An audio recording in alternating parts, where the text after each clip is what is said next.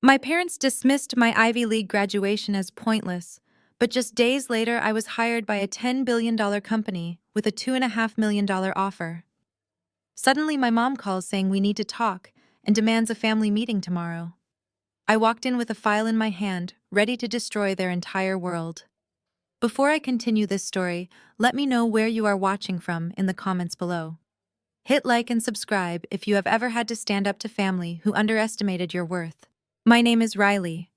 I am 34 years old, and I work as a cybersecurity and artificial intelligence specialist. I spent my entire life trying to prove my value to people who were determined to look the other way. That painful truth became undeniable on a humid Saturday afternoon in May. I was standing on a grand stage inside a historic auditorium draped in a heavy velvet gown. I had just received my Executive Master of Business Administration degree with highest honors from one of the most prestigious Ivy League universities in the country. The dean shook my hand and the audience erupted in applause. Families were cheering loudly for their graduates, holding up colorful signs and bouquets of flowers. As I turned to walk across the stage, my eyes instinctively scanned the front rows. The university had allowed us to reserve premium seating for our loved ones. I had secured 5 seats in the VIP section right in the center. I looked down and saw 5 empty chairs. The pristine white name cards bearing the names of my father George, my mother Beatrice, and my older brother Logan were still resting perfectly untouched on the velvet cushions. A cold, hollow feeling settled in my chest.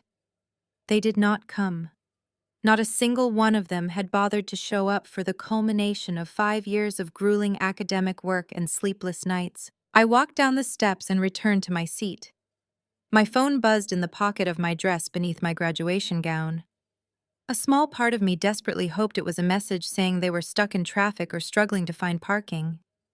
I pulled out the phone and opened a text message from my mother Beatrice. The message read, "Logan just closed a freight contract worth $5 million. We are throwing a massive barbecue at the house to celebrate right now. Stop by the supermarket and pick up 2 cases of beer on your way back. That silly computer management paper of yours is done now, right? Do not be late for your brother's cake cutting." I sat there in the middle of a cheering crowd, staring at the glowing screen of my phone. I read the words "silly computer management paper" over and over again. That was how my own mother described a degree that had cost me $150,000 in student loans. A degree I had financed entirely by myself, working punishing double shifts, analyzing network vulnerabilities, and living in a tiny studio apartment where the heat barely worked in the winter. I had sacrificed my social life, my sleep, and my youth to build a future I could be proud of. I spent my weekends analyzing complex malware algorithms and coding predictive artificial intelligence models while surviving on cheap instant coffee just to make ends meet. In stark contrast, my brother Logan, who was 37 years old, had never known the meaning of financial struggle. When he decided he wanted to start a logistics business, George and Beatrice did not hesitate. They handed him hundreds of thousands of dollars in seed money. They drained their savings to buy him his first fleet of trucks. Logan was the undisputed golden child. He was loud, charismatic, and perfectly matched my parents' definition of real success. To them, running a physical business with trucks and warehouses meant you were a true entrepreneur. My career in cybersecurity dealing with intangible digital infrastructure was completely invisible to them. They treated my highly technical profession like a frivolous hobby that a teenager might do in a basement. The sheer disrespect of asking me to act as the beer delivery girl for my brother's celebration on the exact day I graduated from an Ivy League institution was suffocating. I watched other graduates hugging their proud parents with tears of joy streaming down their faces. I had nobody. I realized then that I could hand George and Beatrice the moon and they would complain that it was not shiny enough. I did not reply to the text message. I stood up carefully, slipped out of the crowded row, and walked out of the grand auditorium before the ceremony even concluded. I marched across the campus lawns, ignoring the strange looks from passing families. When I reached my 10-year-old sedan, I took off my graduation cap and the velvet hood. I grabbed the expensive leather-bound diploma case that held my degree. I did not treat it with reverence. I simply tossed it onto the passenger seat like it was a piece of junk mail. I turned the key in the ignition and drove. I did not drive toward the suburbs where my family lived. I drove in the opposite direction, heading toward the industrial edge of the city. I found a dim, quiet bar that was practically empty in the mid-afternoon. I walked inside, sat in a dark corner booth, and ordered a cheap drink. The silence of the bar was exactly what I needed to drown out the noise in my head. I opened my laptop and connected to the spotty public internet. The crushing weight of imposter syndrome was beginning to take over. My family's harsh voices echoed in my mind, telling me I was wasting my time, that my degree was pointless, that I would never be as successful as Logan. I navigated to my web browser and opened a tab. I was looking at an application portal for a senior executive position at Nexus Global. Nexus Global was a massive technology conglomerate worth over $10 billion. I had made it through 3 grueling rounds of interviews, but looking at the screen now, I felt completely defeated. My finger hovered over the trackpad. I moved the cursor toward the button to withdraw my application. I convinced myself I was not good enough for a company of that magnitude. I was just about to click delete and erase my chances forever. Suddenly, my cell phone rang, vibrating violently against the sticky wooden table. I looked down at the screen. It was an unknown number. The area code was 212. It was a call from Manhattan. I pulled my hand away from the laptop, took a deep breath, and answered the phone. I answered the call. "Hello, is this Riley?" the voice on the other end asked. It was crisp, professional, and carried the unmistakable cadence of corporate Manhattan. I cleared my throat, suddenly hyper-aware of the dingy bar around me. "Yes, speaking. Please hold for Mr. Donovan's office from Nexus Global." My heart slammed against my ribs. Nexus Global, the $10 billion tech giant that had been quietly acquiring artificial intelligence startups across the globe. I had applied for their senior cybersecurity architect position months ago, completing complex technical assessments and remote interviews, but the process had gone dark. I assumed they had moved on. "Riley? Good afternoon," a new voice chimed in. "I am the executive assistant to the CEO. Mr. Donovan personally reviewed your predictive threat modeling portfolio this morning. He bypassed the final human resources screening committee entirely. He wants to meet you in person." I sat up straight, nearly knocking over my cheap drink. "I am available to speak with him whenever he is ready." "He is ready tomorrow morning," the assistant replied smoothly. "9 o'clock sharp at our Manhattan headquarters. Can you make a flight out tonight or early tomorrow?" This was it, the golden ticket, the validation my family swore I would never achieve. "Yes," I said without hesitation. "I will be there." "Excellent. Security will have a badge waiting for you at the front desk. Have a safe flight." The line went dead. I stared at my phone screen for a full minute. The bar around me faded away. My mother's insulting text message about picking up beer for Logan's barbecue vanished from my mind. The CEO of a $10 billion enterprise had personally requested my presence. This was not a mid-level management interview. This was the big leagues. But as the adrenaline rush peaked, a wave of cold reality crashed over me. I needed to get to New York City by tomorrow morning. I opened my banking app on my phone. My checking account balance loaded on the screen. $412. That was my entire liquid net worth. The staggering monthly payments on my $150,000 student loans drained my account the moment my paycheck hit. My parents had refused to co-sign any of my educational loans, claiming that investing in a computer degree for a woman was throwing money into a black hole. Meanwhile, they had remortgaged their own assets to buy Logan his first fleet of commercial trucks. I was drowning in debt for my education while Logan was gifted an empire on a silver platter. $412 would not even cover a last-minute one-way ticket to John F. Kennedy International Airport, let alone a hotel room or a taxi into the city. Panic started to edge into my throat. I could not lose this opportunity. I could not let my financial reality trap me in this miserable existence. I took a deep breath and opened a different tab on my banking app. I had one emergency credit card. I had spent the last 2 years aggressively paying it down, denying myself new clothes, decent groceries, and basic comforts just to get the balance to zero. I kept it strictly for absolute life or death emergencies. A final interview with a $10 billion company to escape my toxic family definitely qualified as an emergency. I quickly navigated to an airline booking website. I searched for the earliest flight out of the city. There was a 5 in the morning departure that would land in New York just in time for me to catch a ride straight to the Nexus Global headquarters. The economy seats were completely sold out. The only available option was a business class ticket priced at $850. I winced at the number. It was a steep price to pay, but the return on investment could change my life forever. I selected the seat and moved to the checkout page. I carefully typed in my emergency credit card number. I double-checked the expiration date and the security code. My hands were shaking slightly. This single transaction was my bridge to a new world. I took one last breath and pressed the confirm payment button. A loading circle spun on the screen. I waited for the green checkmark to appear.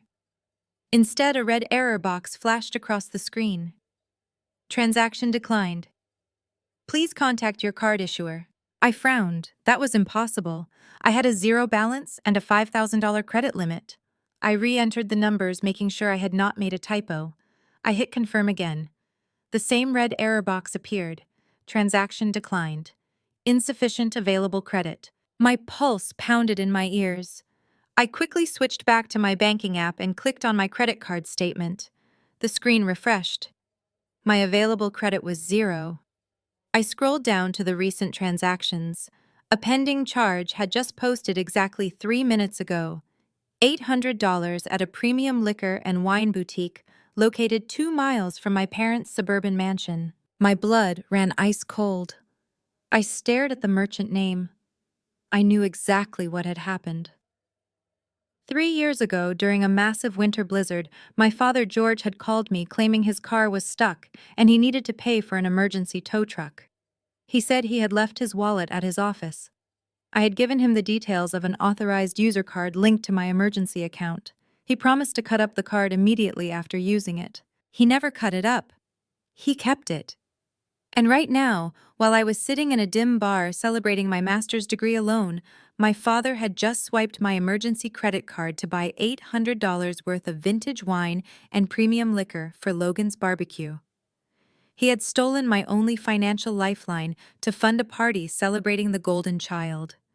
He drained my credit limit to impress their wealthy neighbors while explicitly telling me my graduation was a pointless waste of time. The sheer audacity of the theft paralyzed me for a moment.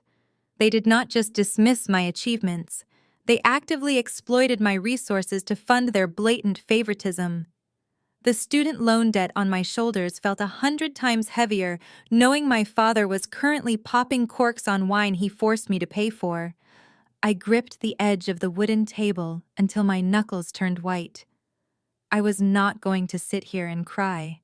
I was not going to let them sabotage my future.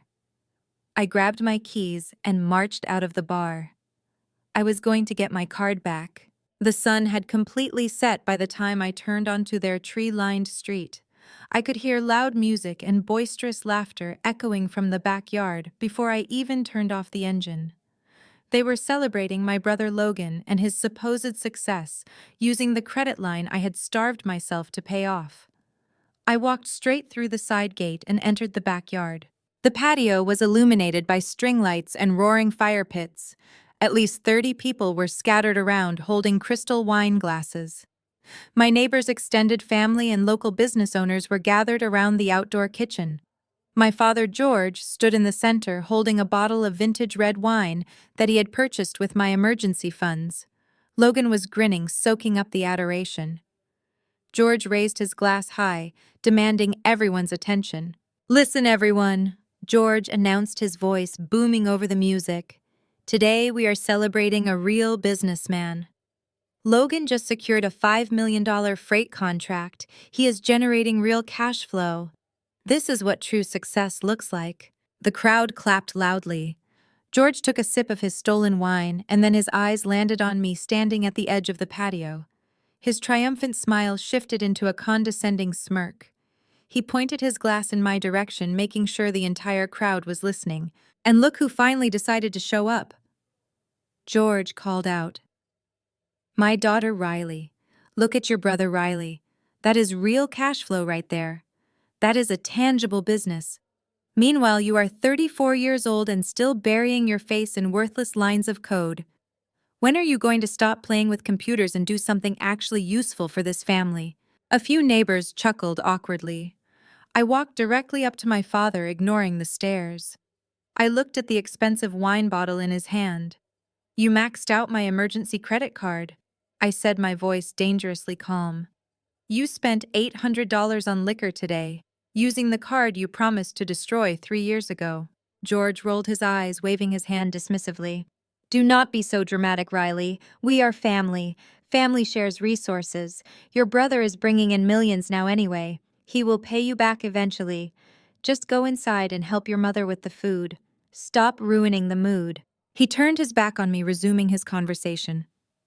The blatant disrespect was suffocating, but arguing in front of his audience would yield nothing.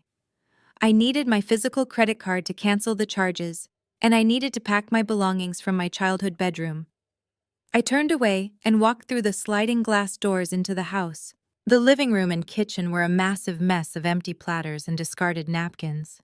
My mother Beatrice was standing near the large marble kitchen island. She was busy arranging a massive slab of barbecue ribs onto a silver serving tray. Beatrice, I need the credit card Dad used today, I said firmly. And I am packing my things tonight. I am leaving. Beatrice did not look up from the meat. Oh, stop throwing a tantrum, Riley. You are always so sensitive. Just grab those tongs and help me carry this tray outside. The guests are hungry. I stepped closer to the island, refusing to help her. That was when I saw it. The silver serving tray was dripping with thick, dark barbecue sauce and hot grease. But the tray was not lined with aluminum foil or baking parchment. It was lined with a thick piece of expensive textured paper. A paper with an ornate gold foil seal at the bottom and elegant calligraphy spanning across the top. My heart stopped beating.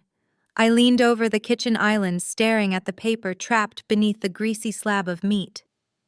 It was my Executive Master of Business Administration degree, the exact diploma I had received just hours ago, the diploma I had tossed onto the passenger seat of my car, which Beatrice must have found when she went outside. What did you do? I whispered. My voice was completely hollow. Beatrice looked up, annoyed by my tone. What are you staring at? I could not find the grease-absorbing paper anywhere in the pantry. This thick paper you left in your car works perfectly fine to soak up the fat from the ribs. It is just a piece of paper, Riley. It is not like it is a real business license like your brother has. Now carry the tray outside before the meat gets cold.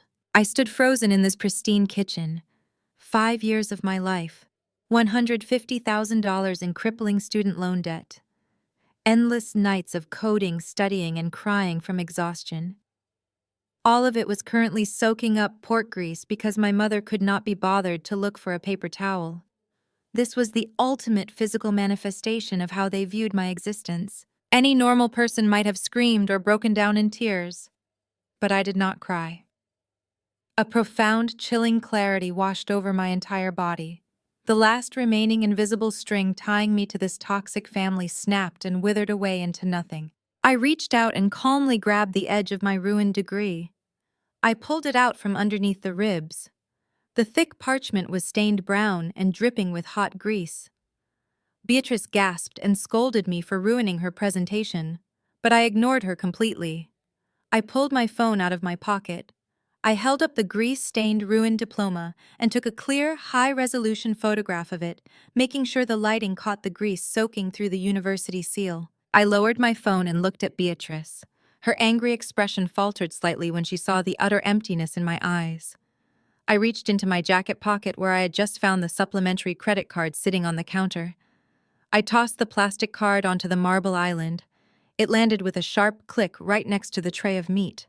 Keep the card, I said, my voice devoid of any emotion. Keep the house. Keep your golden child. I walked back down the hallway and straight out the front door. I did not look back at the backyard. I did not say goodbye. I pulled my suitcase to my old sedan, threw it in the trunk, and drove away into the dark night. I was heading straight to the airport. New York City and a $10 billion company were waiting for me. The steady hum of the jet engine provided the first moment of true silence I had experienced in hours. Sitting in the business class cabin on the early morning flight to New York, I stared out the small, oval window at the dark clouds giving way to the dawn. The luxurious leather seat was a stark contrast to the greasy reality I had just walked away from. I ordered a black coffee from the flight attendant and opened my laptop on the tray table. Connecting to the in-flight internet, I decided to check my social media feed one last time before entirely cutting ties with my past. The very first post at the top of my timeline was from Logan. It was uploaded just a few hours ago while I was driving to the airport. The photograph showed my brother standing proudly with his arms crossed, leaning against the massive chrome grille of a brand new commercial semi-truck. Behind him, a flawless line of 5 identical gleaming trucks stretched across a paved lot.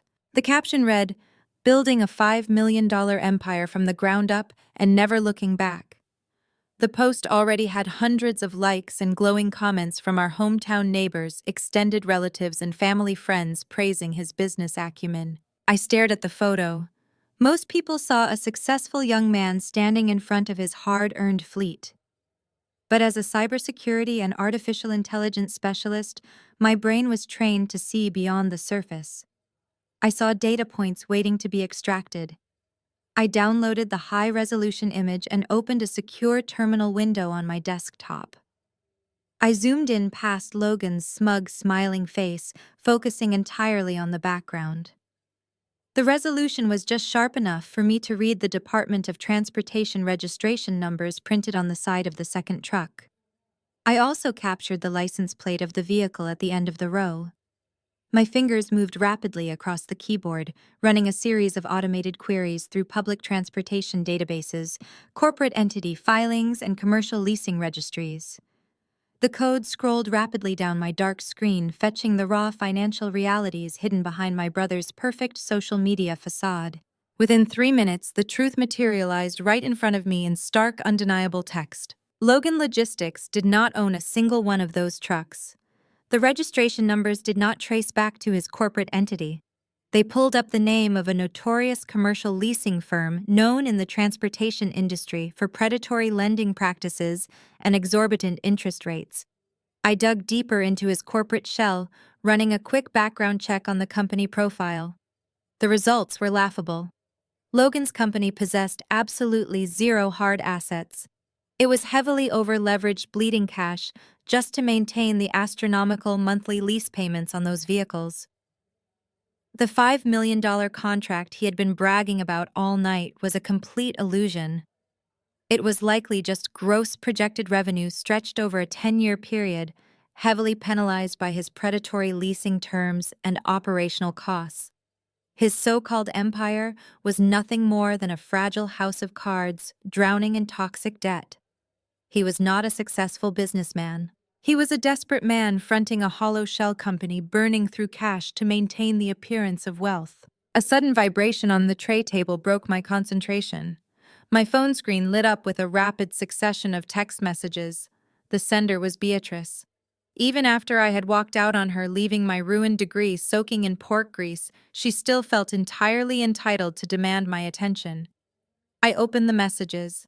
The first text read, "You embarrassed us in front of everyone tonight. Walking out of a family celebration like a spoiled child over a useless piece of paper is completely unacceptable. Your father had to apologize to the neighbors for your dramatic exit. You need to grow up, Riley." I did not react. The words meant nothing to me anymore. Then the second message arrived, revealing her true motive. "Logan has a new investment opportunity for his expansion," she wrote. "Family supports family. Transfer $2,000 to his corporate account by noon today. Consider it your apology for ruining the barbecue. Do not ignore me, Riley." The sheer audacity was staggering. My mother was demanding that I drain my own non-existent bank account to prop up a failing, fraudulent business shell. She was completely dismissing the fact that her husband had just stolen my emergency funds to buy liquor. They wanted me to finance Logan's fake empire while actively destroying my actual achievements. I looked from the pathetic text message on my phone to the glaring financial data exposing Logan's massive debt on my laptop screen. They had no idea they were throwing money into a sinking ship. I did not type out an angry reply. I did not try to explain the financial ruin hovering over her favorite son. I simply tapped the information icon next to her name, scrolled down to the bottom of the screen, and pressed block caller. The digital silence that followed was the most empowering feeling I had ever experienced in my 34 years of life. The plane touched down smoothly at John F. Kennedy International Airport. The morning sun was bright and sharp, washing over the bustling city. I grabbed my bag, bypassed the baggage claim entirely, and took a black car straight into the heart of Manhattan. The driver pulled up to the curb, and I stepped out onto the busy pavement. I tilted my head back and looked up at the towering sheer glass and steel monolith piercing the clear sky. The Nexus Global headquarters looked exactly like the future I had been fighting for. I straightened the lapels of my tailored blazer, gripped the handle of my laptop bag, and walked confidently through the heavy revolving doors, leaving the ashes of my toxic family thousands of miles behind me. The executive suite on the top floor of the Nexus Global Tower was a masterpiece of modern architecture. Floor-to-ceiling windows offered a breathtaking panoramic view of the Manhattan skyline, but my focus was entirely on the imposing man sitting across the polished obsidian desk. Donovan was the chief executive officer of a $10 billion empire. He exuded a quiet, intimidating authority that demanded absolute perfection from everyone in his presence. He did not ask standard human resources interview questions. Instead, he fired rapid hypothetical cyber warfare scenarios at me, testing my reflexes and my analytical depth. I answered every single one of them with absolute precision. I drew upon my 5 years of grueling academic research and my relentless self-taught coding sessions in my freezing studio apartment. I explained exactly how predictive artificial intelligence could anticipate zero-day exploits before they even breached a highly secured corporate network. Donovan leaned back in his heavy leather chair. He steepled his fingers together and stared at me with an unreadable expression. He was just opening his mouth to ask his next complex question when the serene atmosphere in the room completely shattered. A piercing electronic alarm blared through the hidden speakers in the ceiling. The ambient lighting in the executive suite immediately switched from a soft white to a glaring, pulsing crimson red. Donovan sat up straight as the 3 massive monitors on his desk flared to life with frantic warning notifications. The heavy oak door to the office burst open. A man in a wrinkled suit rushed into the room, panting heavily and sweating profusely. He was the head of the internal network security team, and he looked absolutely terrified. He ignored my presence completely and slammed his hands down on the CEO desk. "We are under a massive attack," he shouted, his voice trembling with panic. "It is a highly sophisticated ransomware infiltration. They bypassed our primary firewalls, and they are already inside the main customer database. They are actively stealing the encrypted financial records of our top-tier enterprise clients. If they lock us out, we lose billions of dollars in a matter of minutes. We cannot stop the encryption protocol. Our countermeasures are failing across the board." Donovan stood up, his face turning pale. He grabbed the edge of his desk, demanding to know how long they had until the entire system was completely compromised. The security head wiped sweat from his forehead, checking a tablet in his shaking hands. "We have less than 20 minutes before the payload detonates and encrypts every single server on the eastern seaboard," he stammered. "We are trying to pull the plug on the main servers, but the malware is actively overriding our physical kill switches. We are going to lose everything." The room descended into absolute chaos as Donovan grabbed his phone to call the federal authorities. I did not panic. My heart rate stayed perfectly steady. While the men in the room spiraled into despair, my brain automatically shifted into crisis management mode. I recognized the behavioral pattern of the malware from the frantic data scrolling across Donovan's monitors. It was a polymorphic threat, masking its true source by duplicating itself across multiple network nodes. The internal security team was wasting precious time attacking the decoy clones instead of targeting the main algorithmic brain of the virus. I stood up from my chair. I took off my tailored blazer and tossed it carelessly onto the expensive leather sofa. I walked directly over to the panicked security director and pushed him gently but firmly out of the way. I looked Donovan dead in the eyes, projecting absolute unshakable confidence. "Give me root server access right now," I demanded, my voice slicing through the chaotic noise in the room. "Give me a terminal and administrative clearance. I have 15 minutes before the data is encrypted and your company loses $10 billion. The security director scoffed loudly, throwing his arms up in the air in disbelief. "You cannot give a random job applicant root access to our entire global infrastructure," he yelled at the CEO. "She is not even an employee. She could be part of the attack." Donovan ignored the frantic man. He looked at my face, searching for any sign of hesitation or deceit.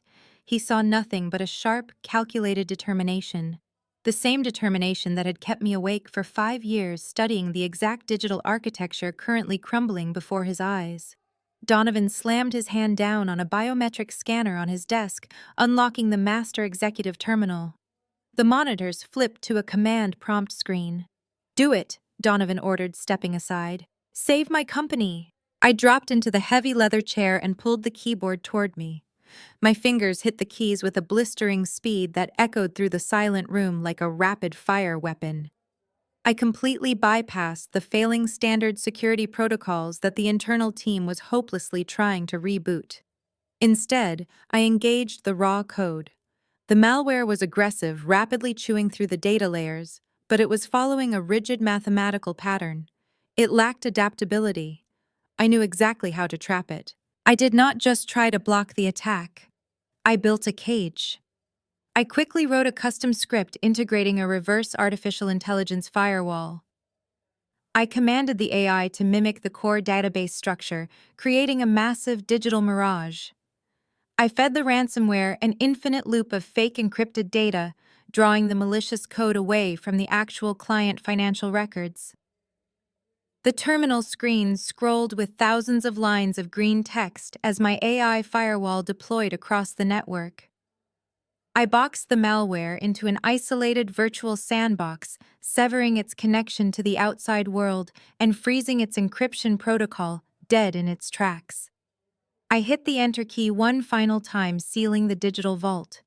The blaring red alarms in the ceiling abruptly cut off, leaving the executive suite in a stunned, breathless silence. The malware was trapped. But as I traced the origin IP address of the isolated virus, I saw something on my screen that made my blood run absolutely cold. The malicious code was completely neutralized. I sat back in the heavy leather executive chair and took a slow, measured breath. The 3 massive monitors on the desk glowed with a steady, calm blue light, replacing the frantic crimson warnings. The internal security director stood completely paralyzed with his mouth hanging open. He could not comprehend how a single person had just dismantled a global threat in less than 12 minutes. I did not stop there. My fingers returned to the keyboard.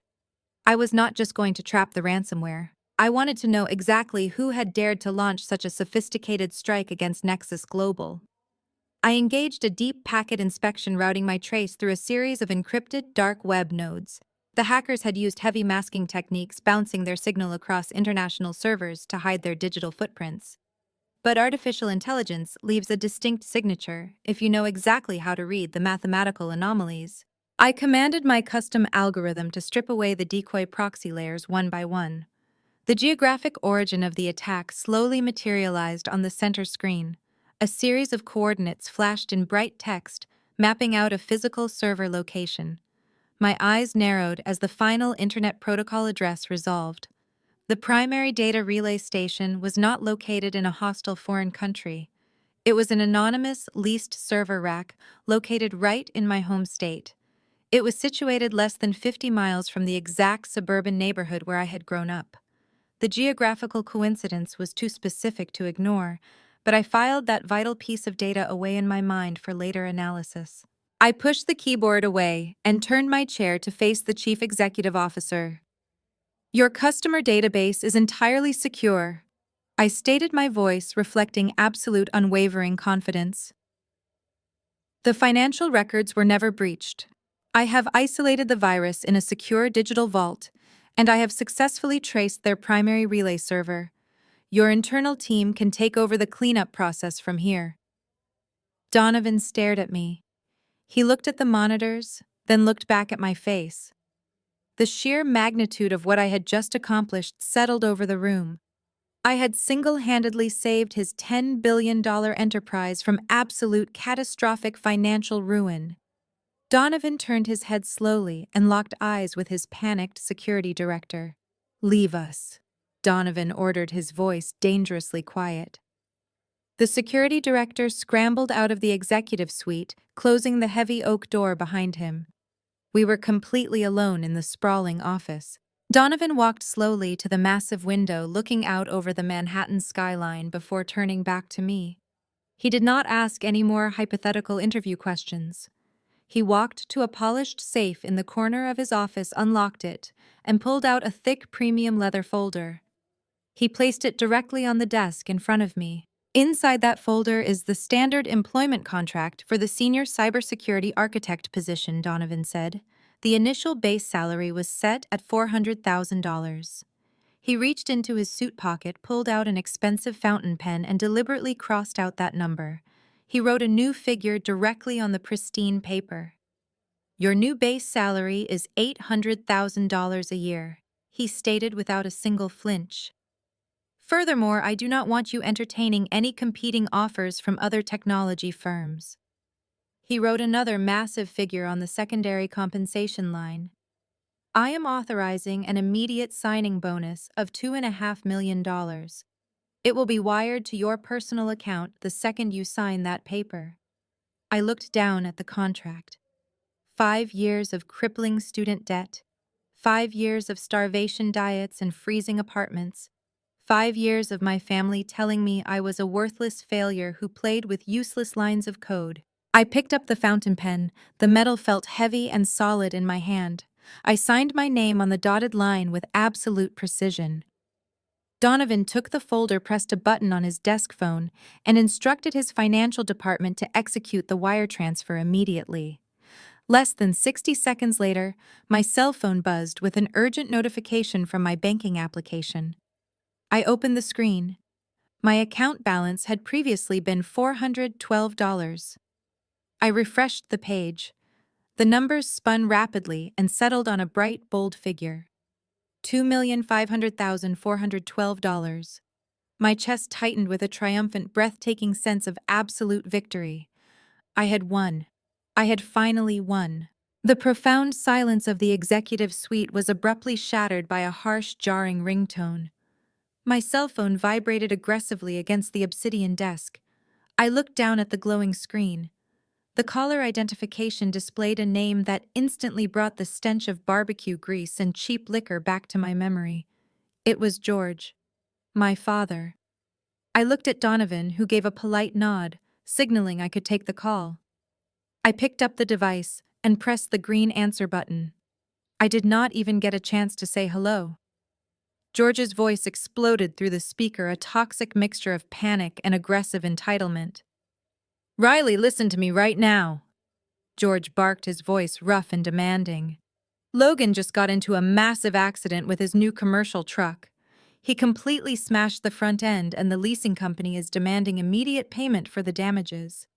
He does not have commercial insurance coverage yet." The sheer stupidity of operating a heavy commercial vehicle without insurance was staggering, but I remained completely silent, letting him dig his own grave.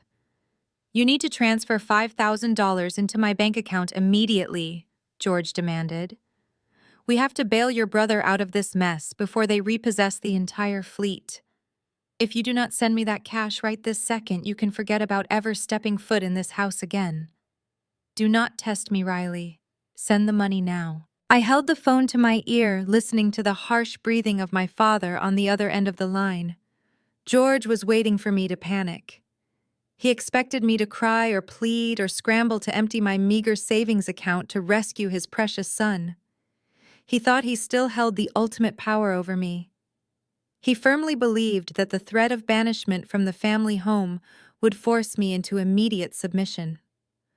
I looked across the polished obsidian desk at Donovan, who was watching me with silent intensity. I did not break eye contact with the chief executive officer as I finally responded to the aggressive demand. "I will send you the $5,000. I said, my voice completely steady and devoid of any emotional inflection. "I am sending a secure payment link to your phone right now. You will have the funds in 5 minutes. George let out a loud, arrogant scoff. "See, I knew you would finally do something useful. Stop wasting time and send the link. Logan needs to pay the tow yard before they impound the wrecked truck. And do not think this makes up for your embarrassing behavior at the barbecue, Riley." He disconnected the call without another word. I slowly lowered the phone. A sharp, brilliant strategy was already forming in my mind. $5,000 was absolute pocket change compared to the $2.5 million resting securely in my bank account. I could have easily wired the money through a standard bank transfer and forgotten about it. But I was not the same defeated woman who had walked out of that house last night. I had just earned an Executive Master of Business Administration degree with highest honors. I had spent years mastering corporate finance, contract law, and strategic asset acquisition. It was time to put that expensive education to work. I turned my attention to Donovan. "I have a personal financial transaction to execute," I stated calmly. "However, I need to route it through a secure corporate payment portal. Do I have access to the Nexus Global Legal Department for a quick consultation?" Donovan smiled a predatory, knowing grin. "You just saved this corporation from a $10 billion data breach, Riley. You have access to whatever you need." He picked up his desk phone and immediately summoned his lead corporate counsel to the executive suite. Within 10 minutes, I was sitting alongside a senior attorney reviewing a digital transfer agreement. I was not simply sending my parents a cash gift. I was constructing a highly specific financial instrument. I directed the attorney to draft a digital promissory note disguised as a standard payment acceptance gateway. The interface looked like a typical secure wire transfer portal, but the underlying legal framework was an ironclad debt agreement. I leaned over the keyboard and personally typed the final stipulation into the terms and conditions.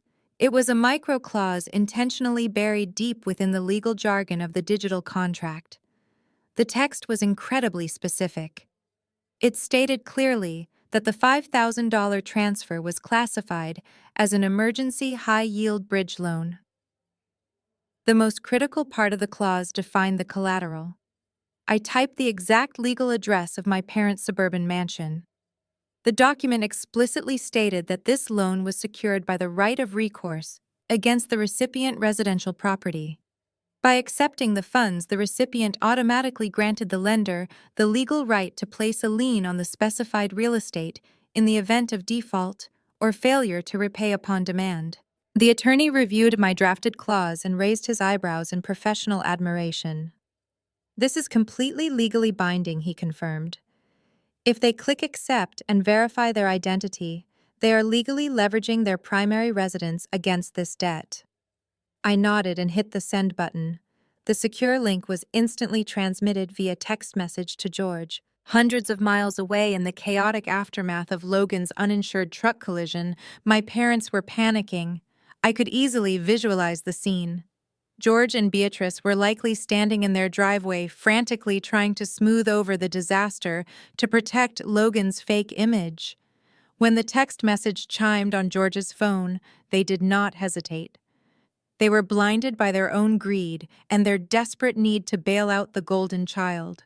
They opened the link. They saw the green button promising immediate access to $5,000. They did not scroll down. They did not read the terms of service. They did not consult a lawyer.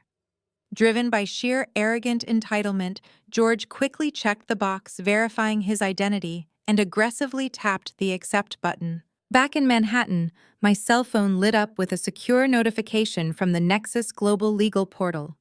The digital contract had been signed, the timestamp was recorded, the Internet protocol address was verified and logged. The $5,000 was successfully transferred from my account to theirs.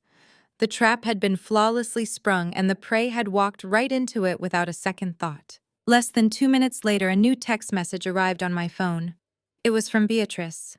The message was dripping with ungrateful condescension. The text read, "You always have to be so dramatic, making us click through all these ridiculous security links just to be the center of attention.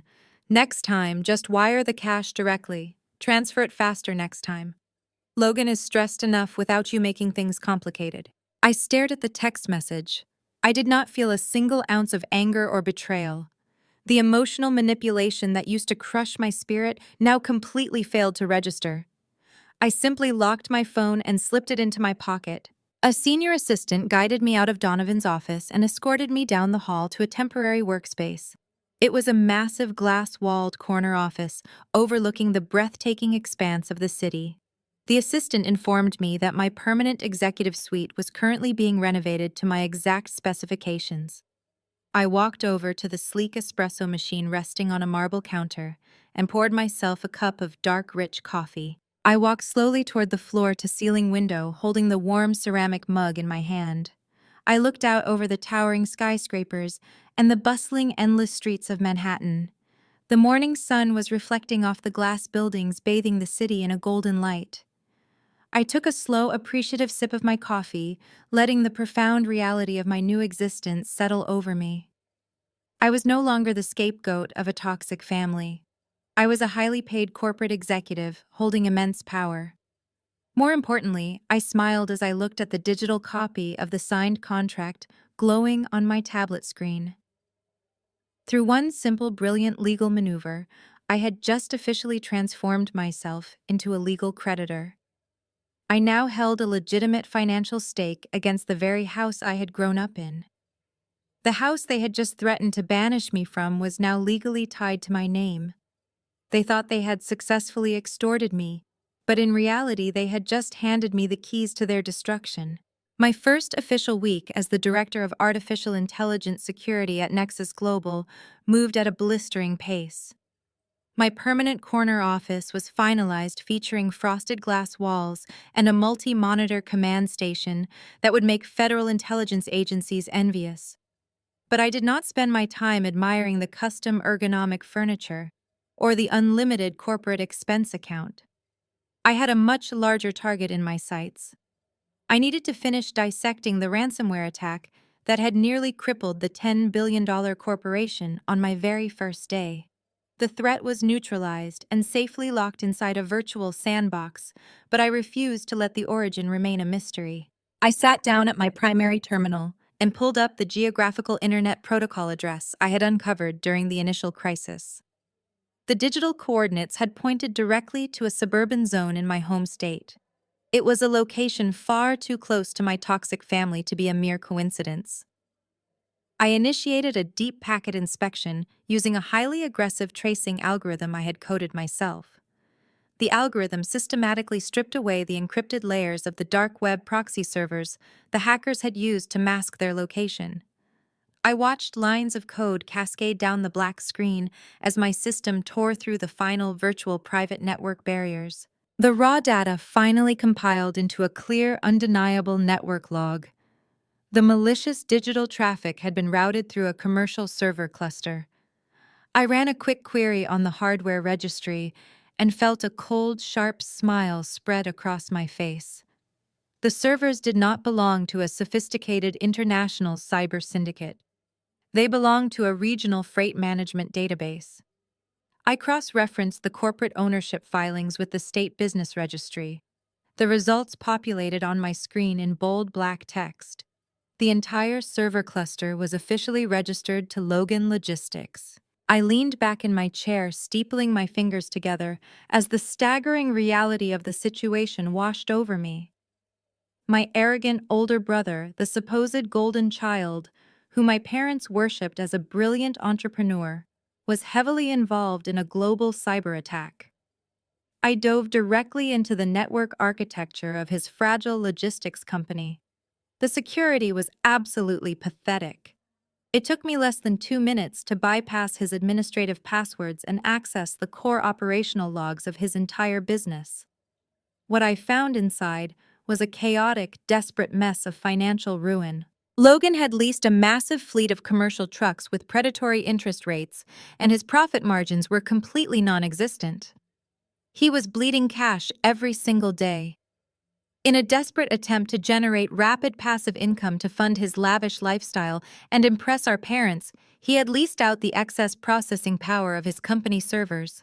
He advertised his digital infrastructure on obscure underground forums offering unregulated server space for a premium price. The transaction logs revealed the entire story.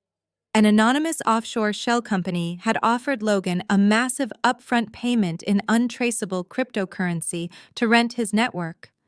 Any competent business owner would have immediately recognized the massive red flags.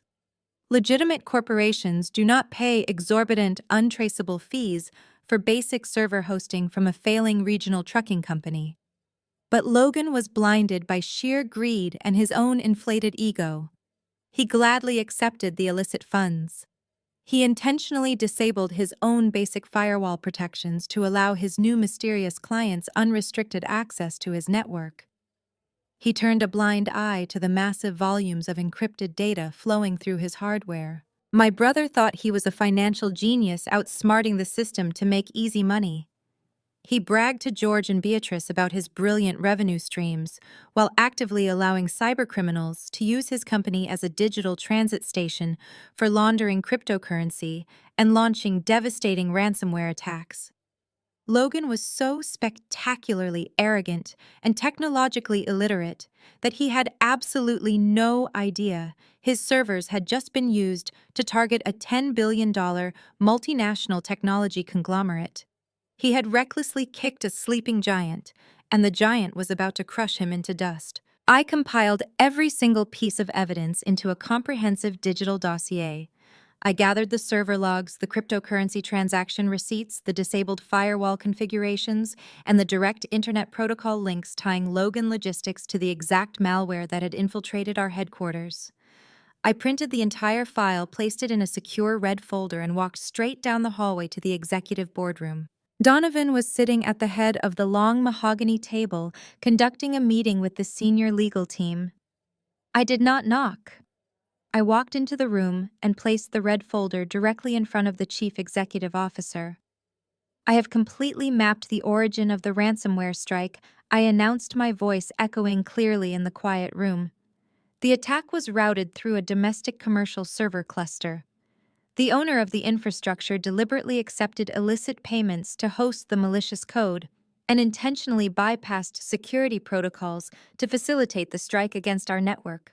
Donovan opened the folder and rapidly scanned the executive summary I had prepared. His eyes hardened as he absorbed the magnitude of the negligence. Nexus Global does not tolerate any entity that facilitates cyber terrorism against our assets, Donovan stated, his voice dropping to a dangerous register. He looked up at his lead corporate attorney. I want an aggressive civil lawsuit drafted immediately. Calculate the total cost of our internal system downtime, the emergency response resources, and the infrastructural damage. The lead attorney rapidly calculated the figures on his tablet. We can easily justify a claim for $10 million in punitive and compensatory damages, sir.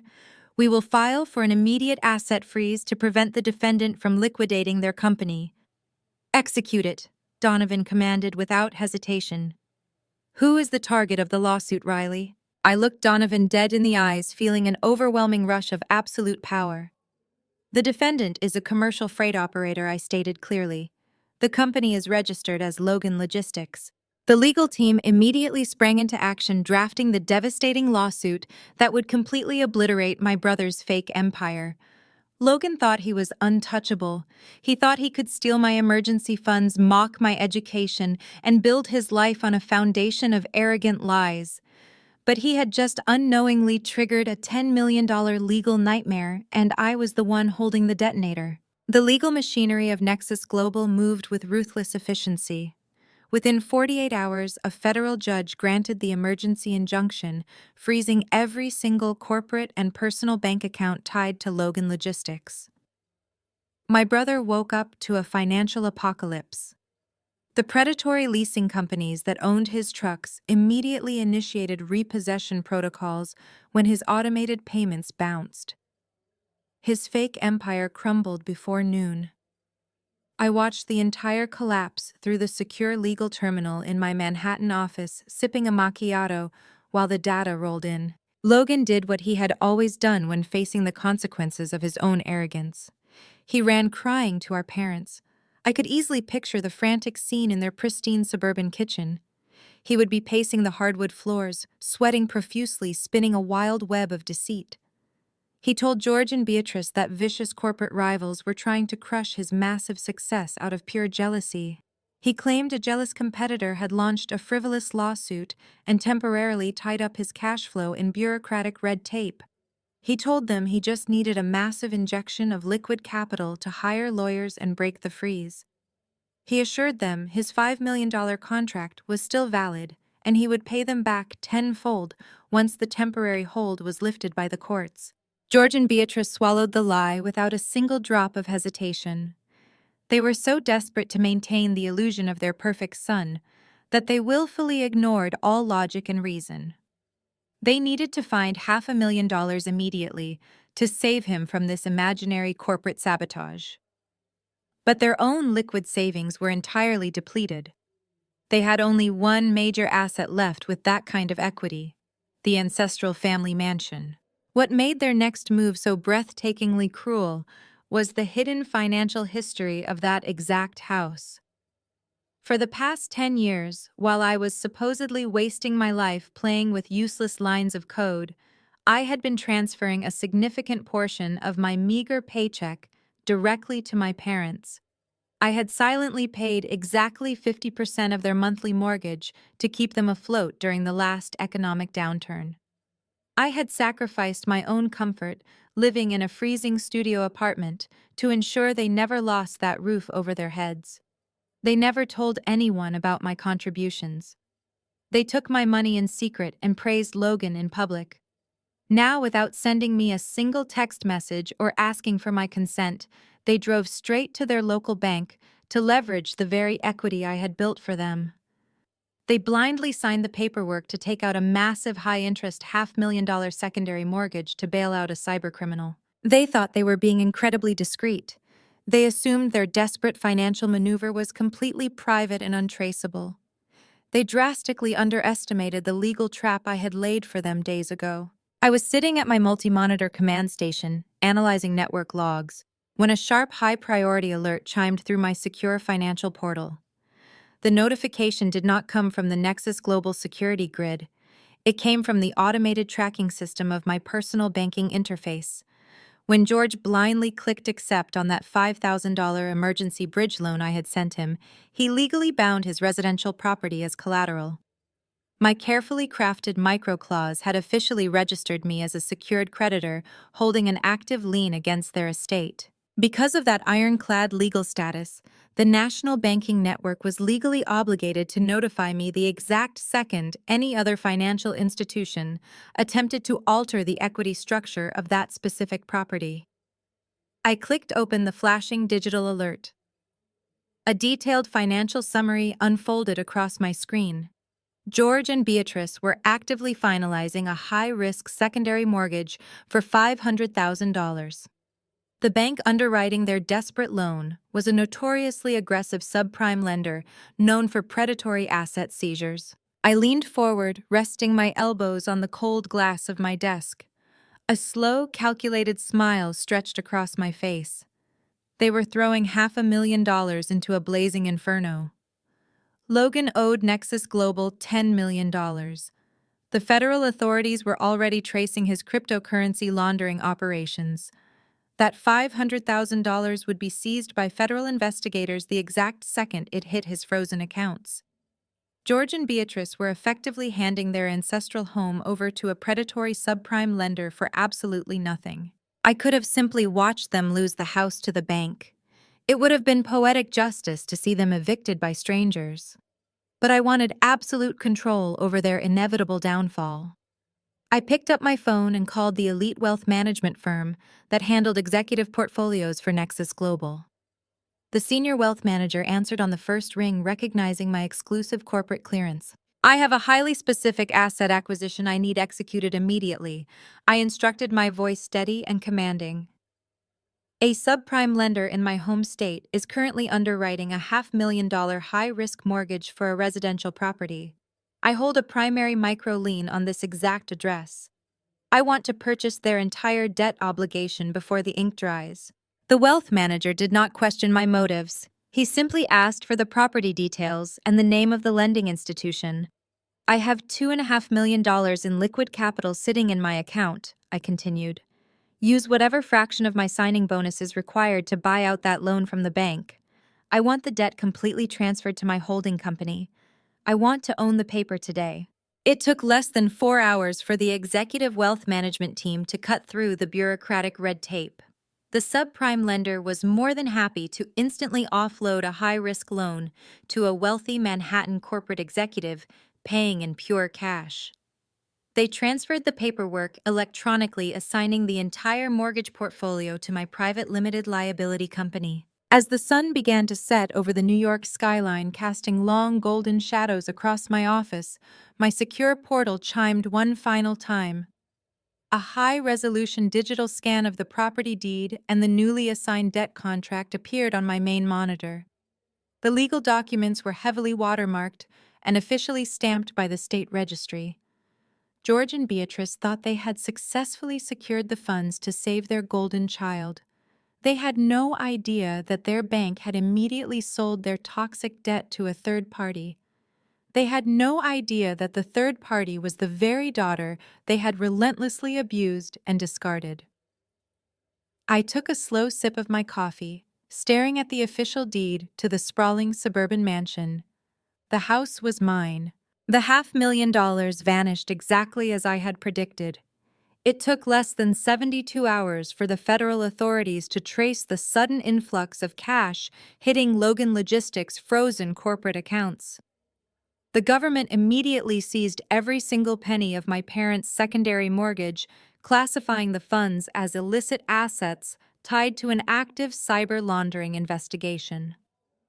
George and Beatrice had literally thrown their ancestral home into a blazing digital incinerator, and they had absolutely nothing to show for it. Their golden child was still drowning in a $10 million lawsuit, and their bank accounts were locked tight. I was sitting in my corner office watching the financial alerts ping across my monitor when my personal cell phone began to ring. The caller identification displayed my mother's name. I let it ring 3 times before I finally pressed the answer button. I did not say a word. I simply waited for Beatrice to speak. "Riley, we have a massive crisis!" Beatrice snapped, her voice sharp and frantic, lacking any basic greeting or warmth. It was the tone of a woman who was completely cornered and lashing out at her favorite punching bag. Logan is being targeted by a group of vicious corporate rivals. They used some legal loophole to freeze his operational funds, and the banks are not cooperating. He needs cash immediately to hire a specialized defense team and keep his fleet moving. I leaned back in my ergonomic chair, staring at the digital deed to their house on my screen. I remained perfectly silent, letting her desperation fill the dead air between us. "I know you have a retirement savings account," Beatrice continued, her voice growing louder and more demanding. "You have been hoarding money in that fund for years. It has to be worth at least $60,000 by now. You need to withdraw the entire balance and bring it here in a cashier's check right now. We are holding an emergency family meeting tomorrow night. Do not try to tell me you cannot access it. Your brother is on the verge of losing everything because of these corporate vultures, and you are going to help him." The sheer audacity of her demand was breathtaking. She was ordering me to liquidate my entire future, the very retirement fund I had built by eating ramen noodles and working double shifts to bail out a federal criminal. She still viewed me as a walking ATM, a disposable resource whose only purpose was to serve Logan's needs. She had no idea that the corporate vultures she was cursing were actually just me sitting in a Manhattan high-rise holding the leash to their entire existence. "I will be there tomorrow night," I said, my voice dropping to a dangerously calm whisper. "And I will bring exactly what Logan deserves to receive." I did not wait for her to reply. I ended the call and placed my phone face down on the glass desk. The time for passive observation was over. The trap was fully set, and it was time to drop the guillotine. I stood up and walked over to my secure filing cabinet. I pulled out a heavy black leather briefcase and placed it on my desk. I did not pack it with a cashier's check or a desperate apology. I packed it with absolute financial destruction. I placed the heavily watermarked deed to my parents' suburban mansion inside the leather compartment. I added the comprehensive digital dossier proving Logan's active involvement in the ransomware attack. Finally, I included the official $10 million civil lawsuit filed by Nexus Global complete with the federal asset freeze authorizations. I picked up my desk phone and pressed the direct line to the chief executive officer. Donovan answered immediately. The primary target has exhausted all external capital. I informed him, my tone strictly professional. The shell company accounts are entirely drained, and the federal authorities have seized their secondary injections. I am executing the final phase of the debt collection tonight. I need the official corporate authorization to initiate the asset liquidation. You have my full authorization, Riley Donovan replied smoothly. Our legal department has already prepared the final execution orders. Tear his fake empire down to the foundation. I closed my briefcase, snapping the metallic locks shut with a sharp, definitive click. The sound echoed in the quiet executive suite. I walked out of the building and bypassed the crowded commercial airports entirely. Nexus Global did not expect their senior cybersecurity architect to wait in security lines. A sleek black corporate car drove me directly to a private airstrip on the outskirts of the city. A twin-engine Gulfstream jet bearing the discreet Nexus Global logo was waiting on the tarmac.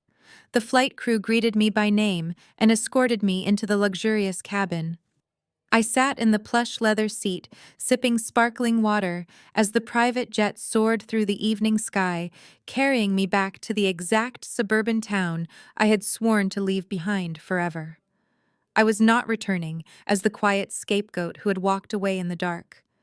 I was returning as an apex predator. The flight was smooth and fast. When the jet touched down on the regional runway, another corporate vehicle was already waiting. It was a heavy armored black SUV with tinted windows. I climbed into the back seat and instructed the driver to head toward the affluent suburban neighborhood where I had spent 34 years feeling completely invisible. The driver navigated the quiet, winding streets with effortless precision.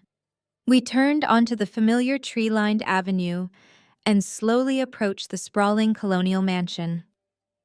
The house was brightly lit, standing as a monument to my parents' manufactured perfection. But I knew the truth. The walls were mortgaged, the equity was gone, and the entire structure legally belonged to me. The heavy black SUV pulled to a smooth, silent stop directly in front of the manicured lawn. I looked through the tinted glass at the front door. I grabbed the handle of my leather briefcase and pushed the heavy car door open, stepping out into the cool evening air. The final reckoning had arrived. The heavy oak front door of my childhood home was unlocked. I pushed it open without knocking and stepped into the grand foyer. The house was exactly as I had left it a few days ago, but the atmosphere had shifted from celebratory arrogance to a tense, toxic desperation disguised as authority.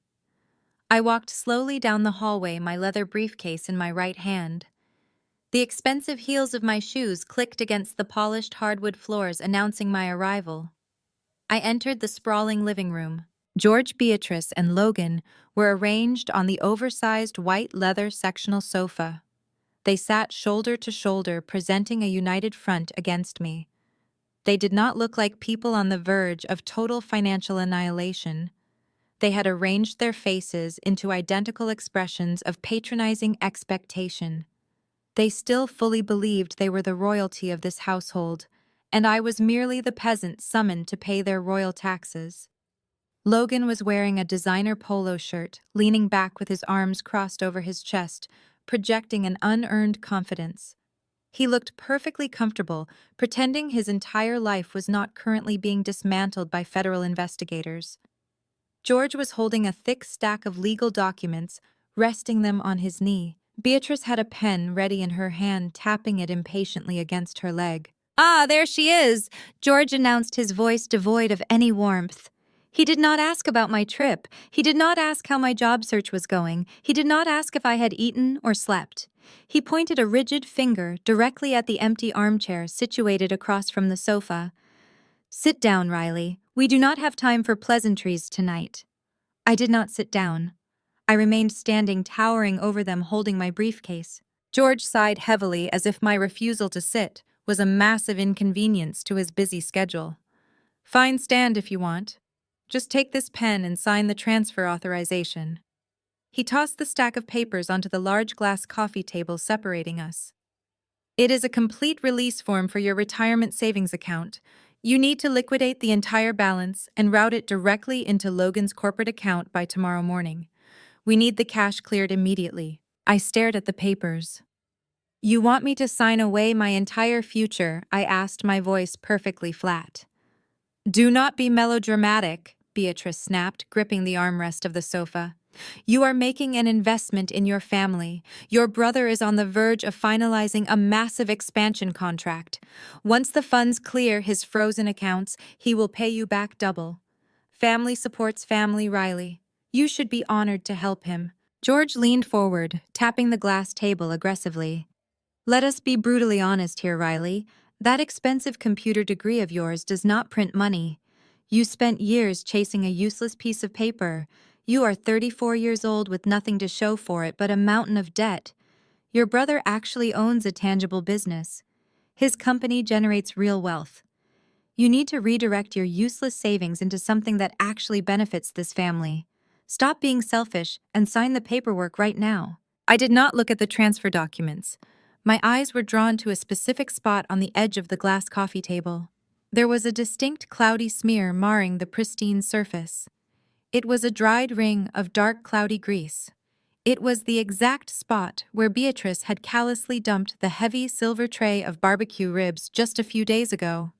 The exact spot where my hard-earned Executive Master of Business Administration diploma had been used as a disposable grease trap because my mother could not be bothered to find a paper towel. They had literally stained their own furniture with the physical proof of their disrespect for my achievements. They thought my education was garbage. They thought my skills were worthless. They thought I was nothing more than a convenient bank account to be drained on command. They were severely mistaken. I looked from the grease stain back to Logan. My older brother was smirking. He genuinely believed I was going to hand over my life savings to save his fragile ego. He thought he was untouchable. He had no idea that I held the leash to his entire existence inside my black leather briefcase. "You want my retirement fund to unfreeze your corporate accounts?" I asked, locking eyes with Logan. "You want me to finance this massive new contract you keep bragging about?" Logan scoffed, adjusting his posture to look more dominant. "It is a minor cash flow issue, Riley. My business is scaling too fast for the banks to keep up. I just need liquidity to bridge the gap until the new freight deals are finalized. You would not understand the complexities of high-level corporate logistics. Your little coding projects do not prepare you for the real world. Just sign the paper and let the real business owners handle the heavy lifting." I did not sign the paper. I did not raise my voice. I calmly reached into the side pocket of my tailored blazer. I pulled out a sleek silver flash drive. The small metallic device contained a complete encrypted backup of every single digital file, transaction log, and network trace I had extracted from his vulnerable servers. It held the irrefutable mathematical proof of his arrogance. I tossed the silver drive through the air. It landed with a sharp metallic clatter directly on top of the transfer documents George had demanded I sign. The sudden noise made Beatrice flinch. "Is that how you describe your business model, Logan?" I asked, my tone dropping to a dangerous clinical whisper. "You call it high-level corporate logistics. I call it something else. Tell me, Logan, does this massive new contract involve operating your unsecure commercial servers as a dedicated cryptocurrency laundering transit station for foreign cybercriminals?" The smug, confident smirk instantly vanished from Logan's face. The color completely drained from his cheeks, leaving him looking sickly and pale. George and Beatrice frowned, exchanging a rapid, confused glance. They did not understand the technical terminology, but they clearly understood the sudden visceral panic radiating from their golden child. "What are you talking about?"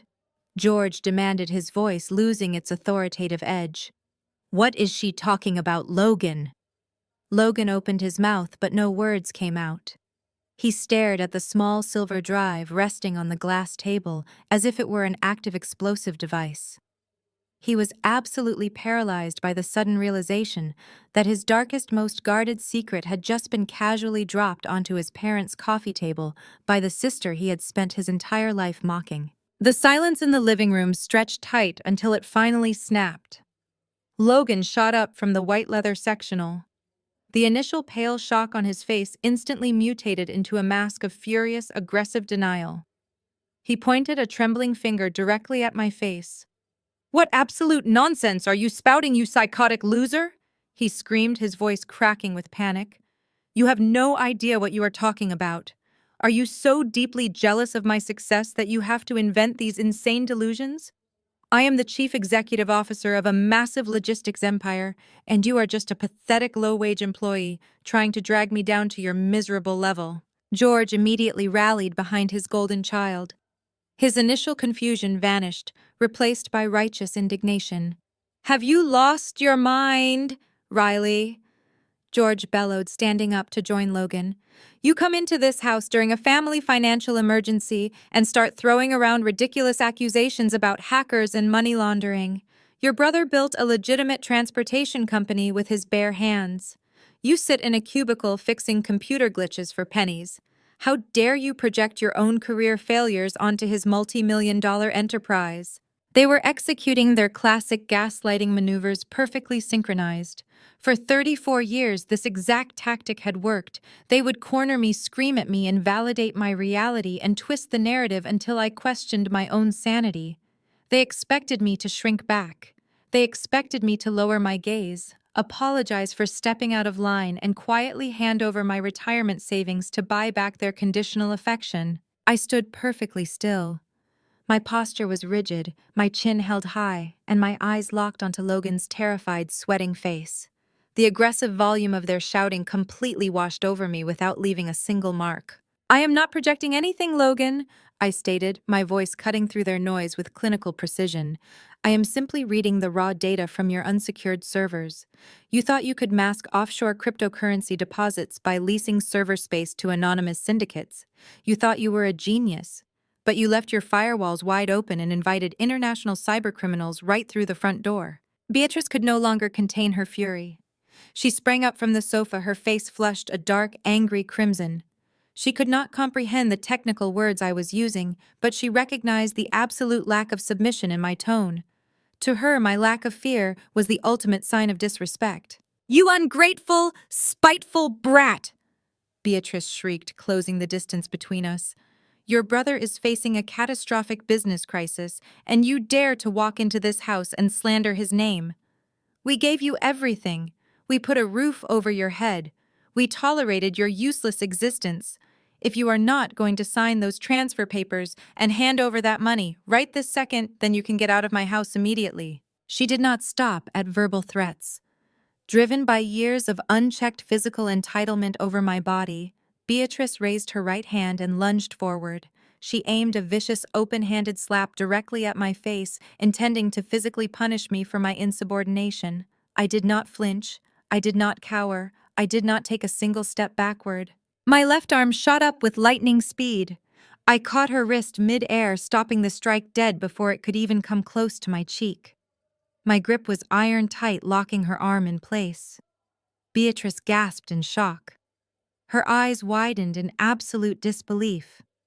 In 34 years, I had never once physically blocked her. I had never once defended myself. She tried to pull her arm back, but I held it firmly for 3 long, agonizing seconds, forcing her to look directly into my cold, unyielding eyes. "Do not ever raise your hand to me again," I whispered, my tone dripping with absolute authority. "This is not the house I grew up in, and I am no longer your helpless punching bag." I shoved her wrist away. Beatrice stumbled backward, colliding with George, who had to catch her by the shoulders to keep her from falling. Logan stood frozen behind the glass coffee table, watching the hierarchy of his entire universe shatter in real time. "You want to talk about reality, George?" I asked, turning my attention back to my father. "You want to talk about Logan's legitimate multi-million-dollar enterprise? Let us talk about the exact reason his corporate bank accounts are currently frozen by federal mandate. I unlatched the heavy metallic locks on my black leather briefcase. The crisp snapping sound echoed loudly in the stunned silence of the living room. I reached inside and pulled out a thick stack of pristine legal documents. They were not printouts from a basic internet search. They were official court filings bound with heavy legal covers and stamped with the unmistakable seal of the federal judiciary. I tossed the heavy stack of documents directly onto the glass table. They landed right next to the silver flash drive and the fraudulent transfer papers George had demanded I sign. "That is a civil lawsuit filed in federal court," I announced, my voice ringing with total finality. "The plaintiff is Nexus Global, the $10 billion technology conglomerate you think I fix computer glitches for. The defendant is Logan Logistics. Your brilliant golden child did not just host a money laundering operation. He allowed a highly destructive ransomware payload to transit through his servers, directly targeting the financial databases of my employer." George stared at the thick legal packet, his mouth hanging open. Beatrice gripped his arm, her chest heaving with panicked breaths. Logan looked like he was about to vomit. Because of his spectacular negligence and bottomless greed, I continued driving every single word into their chests, like a physical blow. "Nexus Global is actively suing your son for damages. His accounts are not frozen because of jealous corporate rivals. His accounts are seized because he currently owes my company $10 million in compensatory and punitive damages. Your golden child is not a successful chief executive officer. He is a catastrophic liability, and he is taking all of you down with him." George stared at the thick stack of paper resting on the glass coffee table. His hands hesitated for a fraction of a second before he reached out and picked up the heavy legal packet. The crisp white pages rustled loudly in the suffocating silence of the living room.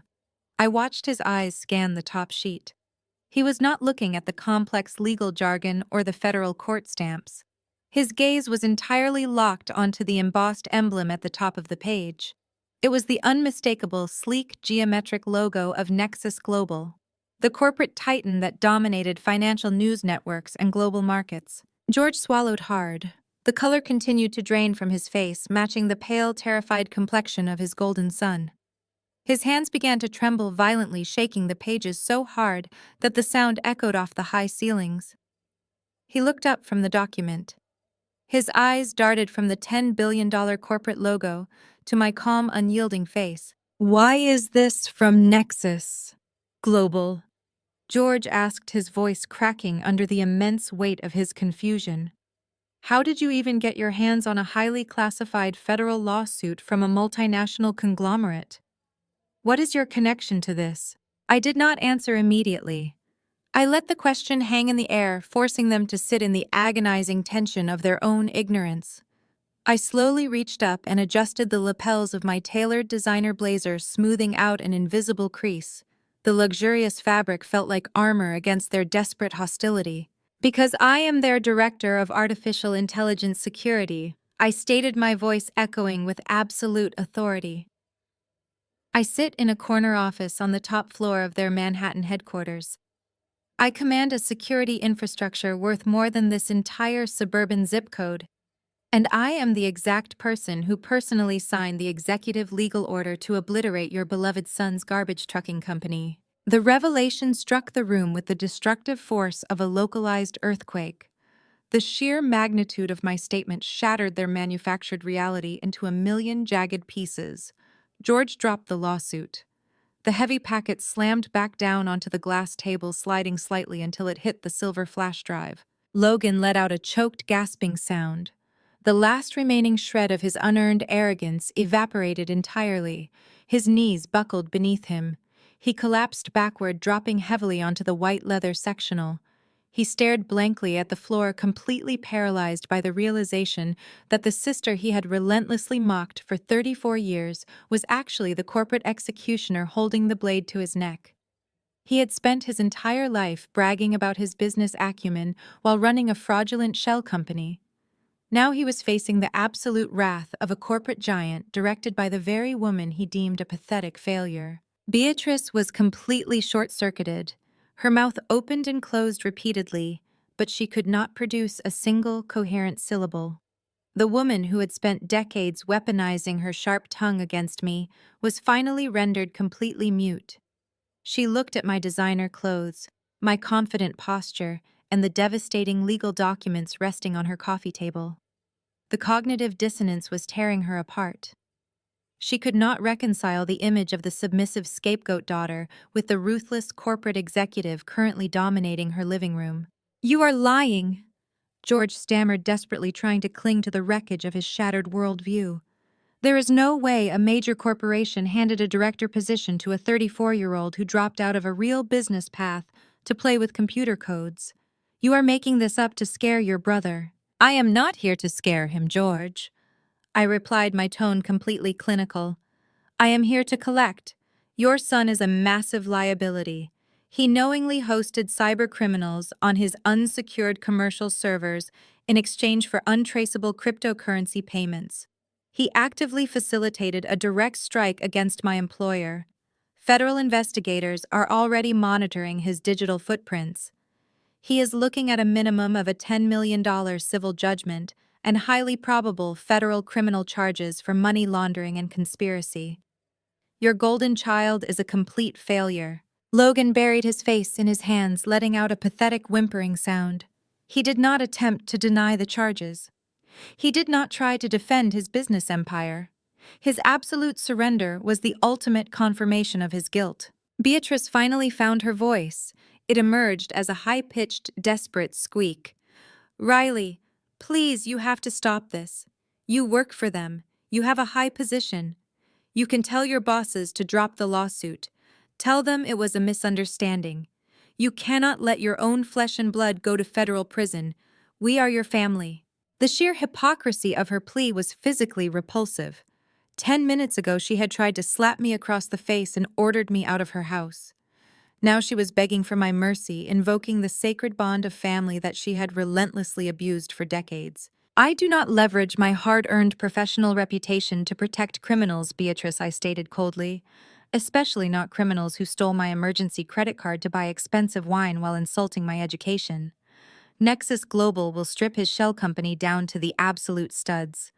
They will liquidate every single truck, every server, and every bank account tied to his name." He brought this entirely upon himself. George took a shaky step forward, holding his hands up in a placating gesture. "Riley, we can fix this. We can pay the damages. We just secured a massive secondary mortgage on this house. We have $500,000 coming into our accounts. We can use that money to settle the lawsuit and make this all go away. We will give you the money directly. Just make the lawsuit disappear." They were offering me the very money they had secured by leveraging the equity I had secretly built for them over the last 10 years. They were trying to buy my loyalty with my own financial contributions. It was the perfect, beautiful climax to their profound ignorance. I looked at George, watching the desperate hope flickering in his panicked eyes. I reached down and picked up my black leather briefcase. I placed it gently on the pristine surface of the glass coffee table, right next to the greasy stain that had ruined my diploma. I unlatched the secondary compartment. "That $500,000 from your new subprime mortgage is never going to reach your bank account." "George," I said, maintaining my deadly calm demeanor, "the federal authorities froze that inbound transfer the exact second you signed the paperwork. That money is already gone."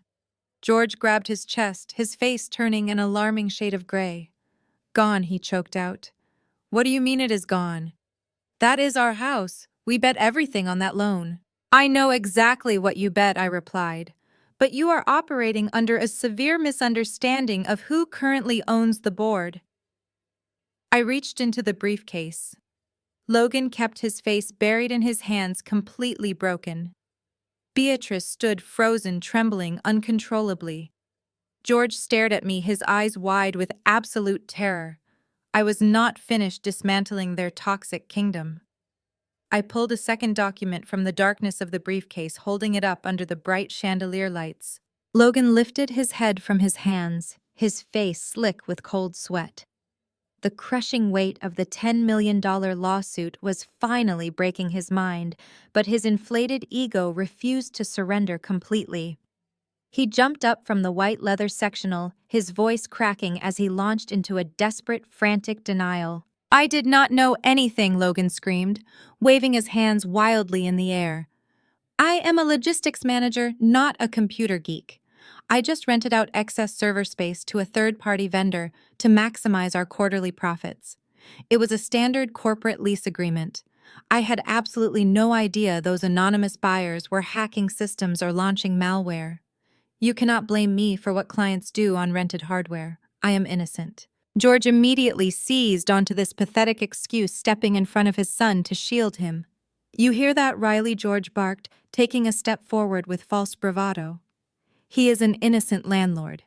He just rented out digital space.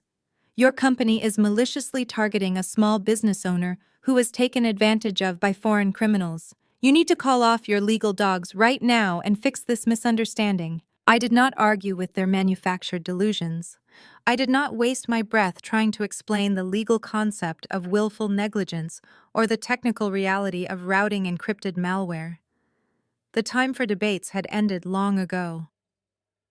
I reached into the pocket of my tailored blazer and pulled out my cell phone. I unlocked the screen and navigated to my recent calls list. "I am not a lawyer," I stated calmly, my eyes locked on Logan's trembling figure. "And I am not the one who decides whether Nexus Global settles a catastrophic cyber warfare incident. But I can certainly put you in direct contact with the man who does." I tapped the contact name for the chief executive officer of the $10 billion tech conglomerate. I pressed the speakerphone button and held the device out in front of me. The loud, sharp ringing echoed through the silent living room. One ring, two rings. Beatrice covered her mouth with her trembling hands, sensing the impending doom. George stopped moving entirely. Logan stared at the glowing screen of my phone, as if it were a loaded weapon aimed directly at his chest. On the third ring, the line connected. Riley Donovan answered his voice, emerging from the speaker with a cold, terrifying authority that instantly commanded the room. "I assume you are executing the final phase of the asset liquidation." "I am currently standing in the defendant's living room," I replied, maintaining a perfectly professional tone.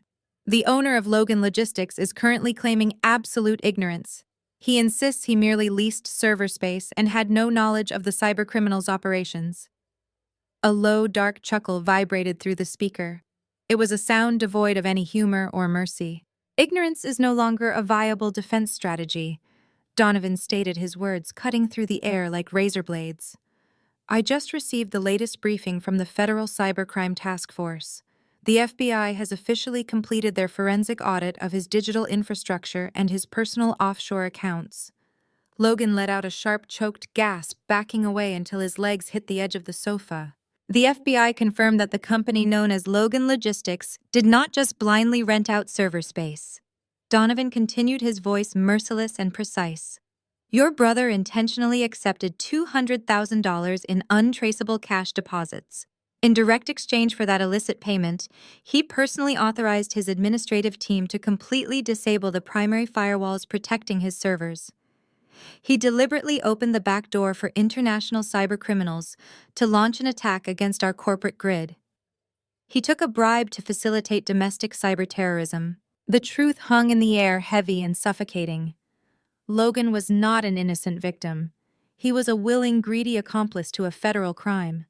He had sold out his own country's digital security for a quick payout because his failing truck company was bleeding cash. "Tell the defendant there will be no settlement negotiations," Donovan commanded, delivering the final fatal blow. "Nexus Global does not negotiate with domestic threats. The federal magistrate has already signed the paperwork. The arrest warrant will be executed by federal agents tomorrow morning. Tell your brother to get his affairs in order. We are done here." The line went dead with a sharp click.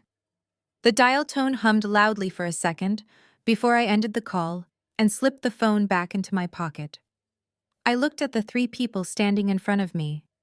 The illusion of their perfect, wealthy, successful family was completely incinerated.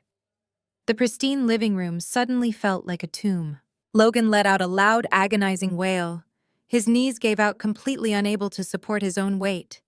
He crashed down onto the hardwood floor, landing hard on his knees. He wrapped his arms around his stomach, sobbing uncontrollably. The arrogant, boastful entrepreneur who had spent his entire life looking down on my education was now a weeping, broken man kneeling at my feet. He was officially a federal criminal, and he knew his lavish lifestyle was over forever. He would trade his designer polo shirts for a prison uniform by sunrise. George and Beatrice stood absolutely paralyzed. They were entirely frozen in place, their eyes wide with sheer, unadulterated horror. The golden child they had worshipped for 37 years, the son they had bankrupted themselves to protect the man they had used to constantly diminish my worth, was going to be dragged out of his home in handcuffs at dawn.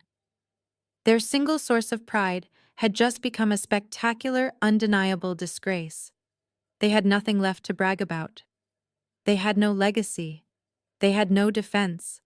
They were forced to stand in their own living room and watch the absolute destruction of the son they loved more than anything else in the world. George's jaw trembled as he stared down at his weeping son, unable to process the magnitude of the betrayal. Beatrice let out a low, agonizing moan, clutching her chest, as if her heart was physically breaking into pieces. They had bet their entire existence on Logan's success, and he had rewarded their blind loyalty with absolute ruin. The golden pedestal they had built for him was completely shattered, leaving nothing but dust and criminal charges in its wake. Logan lifted his head from his hands, his face slick with cold sweat. The crushing weight of the $10 million lawsuit was finally breaking his mind, but his inflated ego refused to surrender completely. He jumped up from the white leather sectional, his voice cracking as he launched into a desperate, frantic denial. "I did not know anything!" Logan screamed, waving his hands wildly in the air. "I am a logistics manager, not a computer geek. I just rented out excess server space to a third-party vendor to maximize our quarterly profits. It was a standard corporate lease agreement. I had absolutely no idea those anonymous buyers were hacking systems or launching malware. You cannot blame me for what clients do on rented hardware. I am innocent." George immediately seized onto this pathetic excuse, stepping in front of his son to shield him. You hear that Riley George barked, taking a step forward with false bravado. He is an innocent landlord. He just rented out digital space. Your company is maliciously targeting a small business owner who was taken advantage of by foreign criminals. You need to call off your legal dogs right now and fix this misunderstanding. I did not argue with their manufactured delusions. I did not waste my breath trying to explain the legal concept of willful negligence or the technical reality of routing encrypted malware. The time for debates had ended long ago. I reached into the pocket of my tailored blazer and pulled out my cell phone. I unlocked the screen and navigated to my recent calls list. "I am not a lawyer," I stated calmly, my eyes locked on Logan's trembling figure. "And I am not the one who decides whether Nexus Global settles a catastrophic cyber warfare incident. But I can certainly put you in direct contact with the man who does." I tapped the contact name for the chief executive officer of the $10 billion tech conglomerate. I pressed the speakerphone button and held the device out in front of me. The loud, sharp ringing echoed through the silent living room. One ring. Two rings. Beatrice covered her mouth with her trembling hands, sensing the impending doom. George stopped moving entirely. Logan stared at the glowing screen of my phone as if it were a loaded weapon aimed directly at his chest. On the third ring, the line connected. Riley Donovan answered, his voice emerging from the speaker with a cold, terrifying authority that instantly commanded the room. "I assume you are executing the final phase of the asset liquidation. I am currently standing in the defendant's living room," I replied, maintaining a perfectly professional tone. "The owner of Logan Logistics is currently claiming absolute ignorance. He insists he merely leased server space and had no knowledge of the cybercriminal's operations." A low, dark chuckle vibrated through the speaker. It was a sound devoid of any humor or mercy. "Ignorance is no longer a viable defense strategy," Donovan stated, his words cutting through the air like razor blades. "I just received the latest briefing from the Federal Cybercrime Task Force. The FBI has officially completed their forensic audit of his digital infrastructure and his personal offshore accounts. Logan let out a sharp, choked gasp, backing away until his legs hit the edge of the sofa. The FBI confirmed that the company known as Logan Logistics did not just blindly rent out server space. Donovan continued, his voice merciless and precise. Your brother intentionally accepted $200,000 in untraceable cash deposits. In direct exchange for that illicit payment, he personally authorized his administrative team to completely disable the primary firewalls protecting his servers. He deliberately opened the back door for international cybercriminals to launch an attack against our corporate grid. He took a bribe to facilitate domestic cyber terrorism. The truth hung in the air, heavy and suffocating. Logan was not an innocent victim. He was a willing, greedy accomplice to a federal crime. He had sold out his own country's digital security for a quick payout because his failing truck company was bleeding cash. Tell the defendant there will be no settlement negotiations, Donovan commanded, delivering the final fatal blow. Nexus Global does not negotiate with domestic threats. The federal magistrate has already signed the paperwork. The arrest warrant will be executed by federal agents tomorrow morning. Tell your brother to get his affairs in order. We are done here. The line went dead with a sharp click. The dial tone hummed loudly for a second before I ended the call and slipped the phone back into my pocket. I looked at the three people standing in front of me. The illusion of their perfect, wealthy, successful family was completely incinerated. The pristine living room suddenly felt like a tomb. Logan let out a loud, agonizing wail. His knees gave out, completely unable to support his own weight. He crashed down onto the hardwood floor, landing hard on his knees. He wrapped his arms around his stomach, sobbing uncontrollably. The arrogant, boastful entrepreneur who had spent his entire life looking down on my education was now a weeping, broken man kneeling at my feet. He was officially a federal criminal, and he knew his lavish lifestyle was over forever. He would trade his designer polo shirts for a prison uniform by sunrise. George and Beatrice stood absolutely paralyzed. They were entirely frozen in place, their eyes wide with sheer, unadulterated horror. The golden child they had worshipped for 37 years, the son they had bankrupted themselves to protect, the man they had used to constantly diminish my worth, was going to be dragged out of his home in handcuffs at dawn. Their single source of pride had just become a spectacular, undeniable disgrace. They had nothing left to brag about. They had no legacy. They had no defense. They were forced to stand in their own living room and watch the absolute destruction of the son they loved more than anything else in the world. George's jaw trembled as he stared down at his weeping son, unable to process the magnitude of the betrayal. Beatrice let out a low, agonizing moan, clutching her chest as if her heart was physically breaking into pieces. They had bet their entire existence on Logan's success, and he had rewarded their blind loyalty with absolute ruin. The golden pedestal they had built for him was completely shattered, leaving nothing but dust and criminal charges in its wake. Beatrice let out a sharp, strangled cry that echoed through the cavernous living room.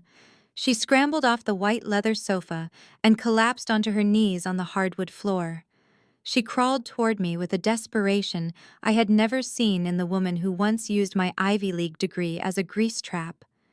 She reached out with trembling hands and gripped the fabric of my trousers and anchored herself to my legs as if I were her final lifeline in a world that had just turned into a nightmare. "Riley, please," Beatrice sobbed, her face distorted by genuine terror and a sudden sickening realization of her own powerlessness. "You heard him. You heard your boss. They are going to arrest Logan. They are going to take him away from us. You have a high position now. You are a director. You can talk to that Donovan man. You can tell him it was all a big mistake. Tell him Logan was confused. Tell him we will pay back every single cent. He is your own flesh and blood, Riley. He is your brother. You cannot just stand there and let them destroy his life. I beg you, please save your brother." I looked down at my mother. I did not feel the surge of pity she was desperately trying to evoke. I did not feel the familiar guilt that used to keep me awake at night, wondering why I was never good enough for her. I only felt a cold, clinical detachment. I looked at her hands clutching my clothes, and I remembered the smell of the barbecue grease on my diploma. I remembered the 5 empty chairs at my graduation ceremony. I remembered the $800 George stole from my emergency fund to buy the very wine they were currently choking on. I am not. Save him. Beatrice, I said, my voice sounding like a razor blade cutting through her frantic wails. I did not call Donovan to negotiate. I called him to ensure there was no way out for Logan. Your golden child sold out his own country and his own family for a pile of untraceable cash. He chose to facilitate a $10 billion attack on the company that recognizes my worth. There is no saving him because he does not deserve to be saved.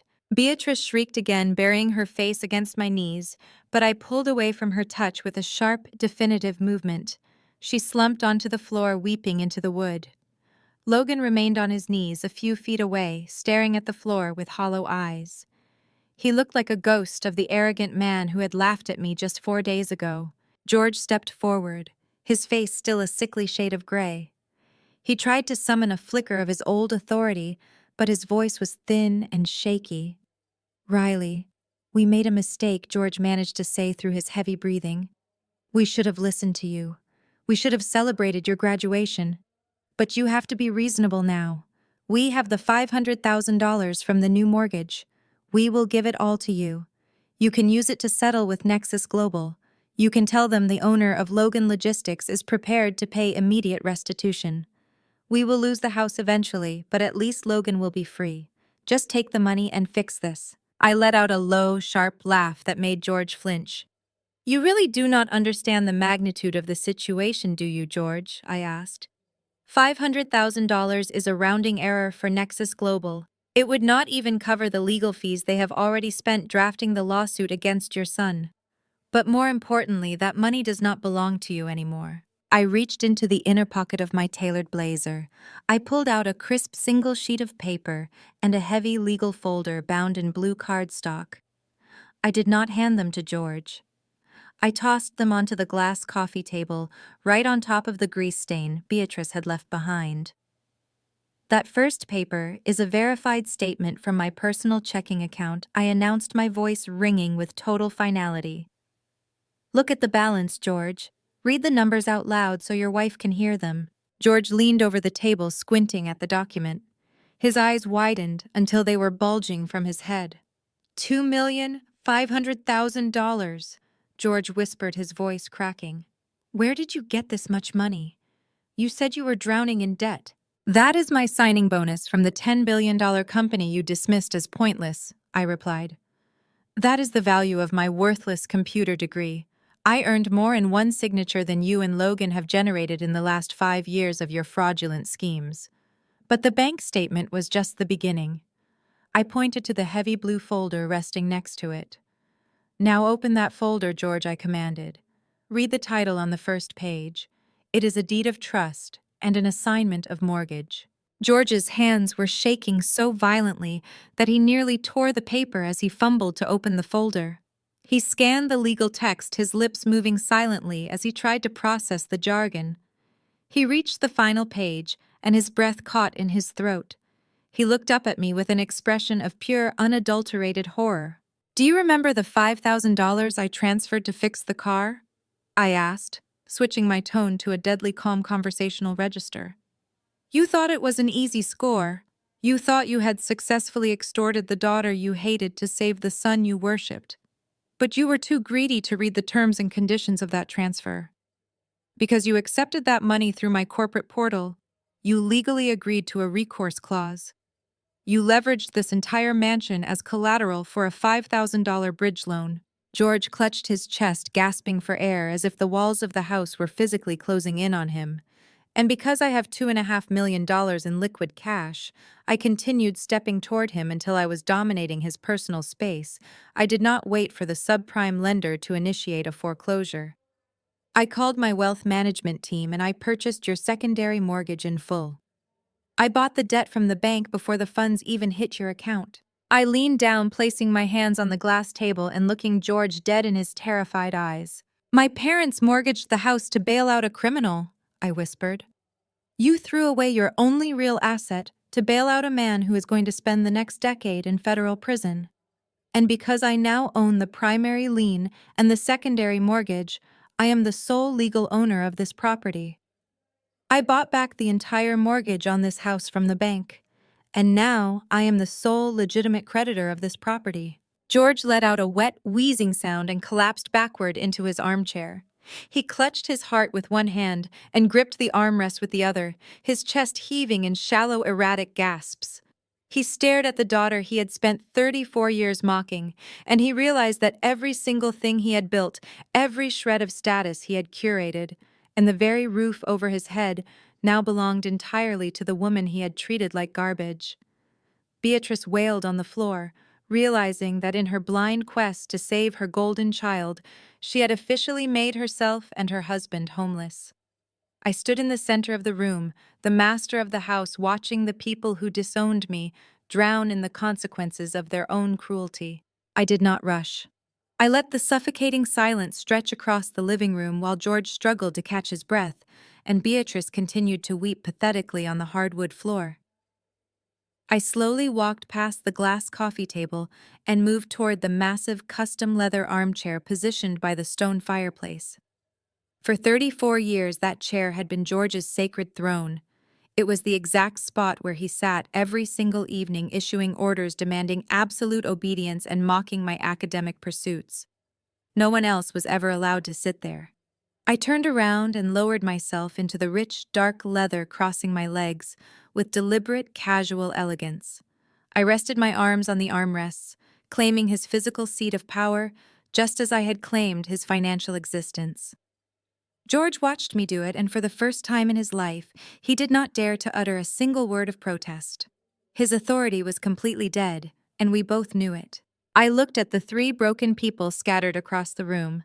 I reached into my briefcase one final time and pulled out a fresh stack of legal agreements bound with a heavy black clip. I dropped them onto the table with a loud, resounding thud. I am going to give you two choices. I announced, my voice slicing through the heavy air with surgical precision.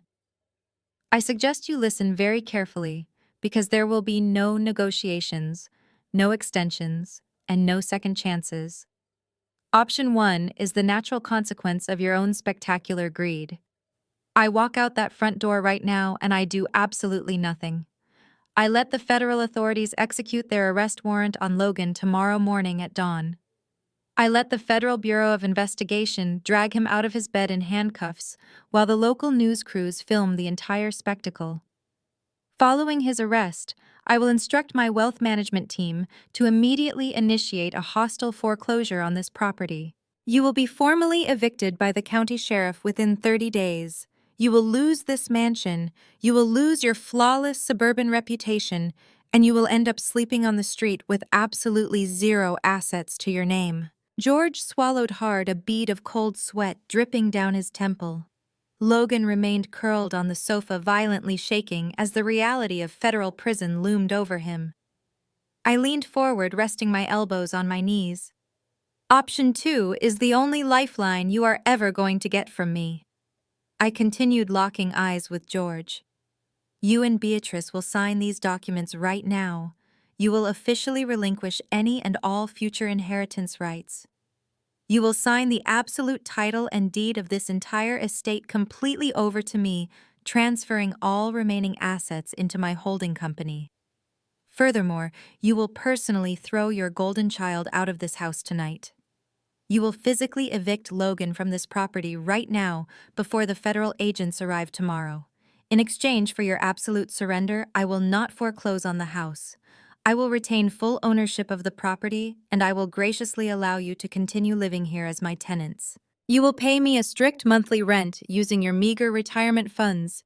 You will live under my roof on my terms for the rest of your natural lives. The sheer brutality of the offer finally shattered Beatrice's fragile state of shock.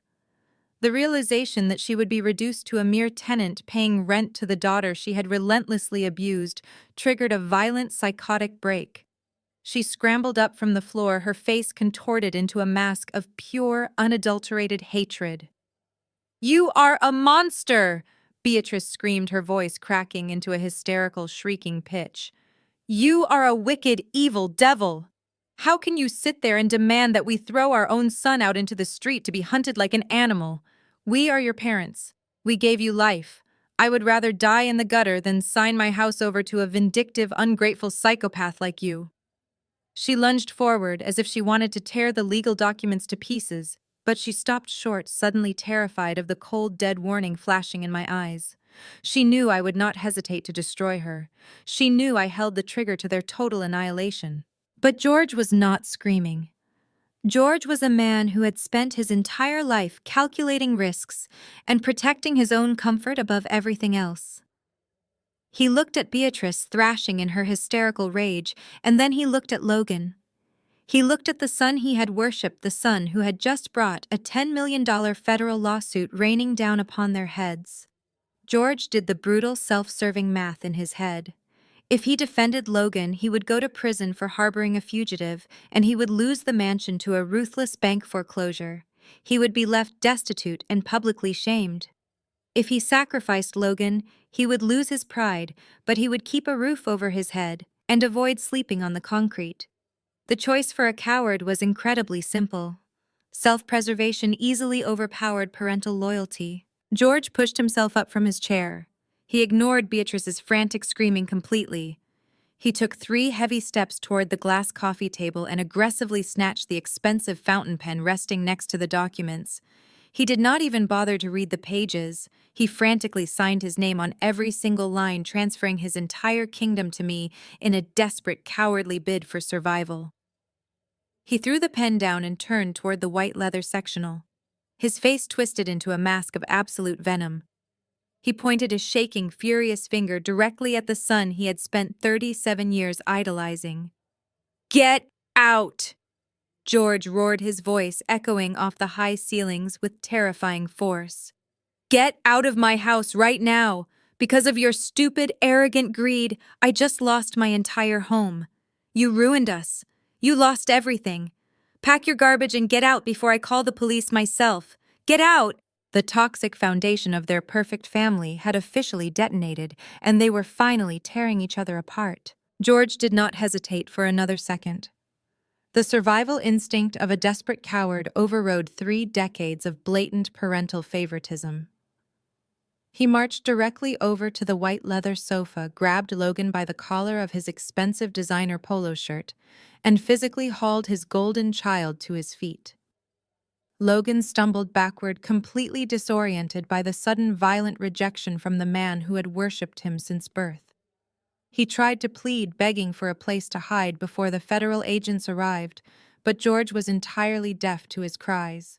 Beatrice covered her face with her hands, sobbing loudly, but she did nothing to intervene.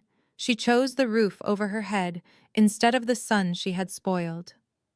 George dragged Logan through the grand foyer, opened the heavy oak front door, and violently shoved him out onto the cold concrete porch. He grabbed Logan's overnight bag from the entryway and hurled it directly at his son's chest. Logan stumbled down the steps, catching his balance near the manicured lawn. "You are ruthless monsters!" Logan screamed, his voice cracking with absolute terror and bitter betrayal.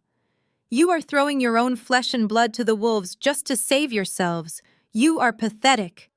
He turned and ran into the dark suburban night entirely alone, facing the wrath of the federal government without a cent to his name. George slammed the heavy oak door shut, locking the deadbolt with a sharp, decisive click. The golden child was officially exiled. George slowly walked back into the living room, his breathing shallow and erratic.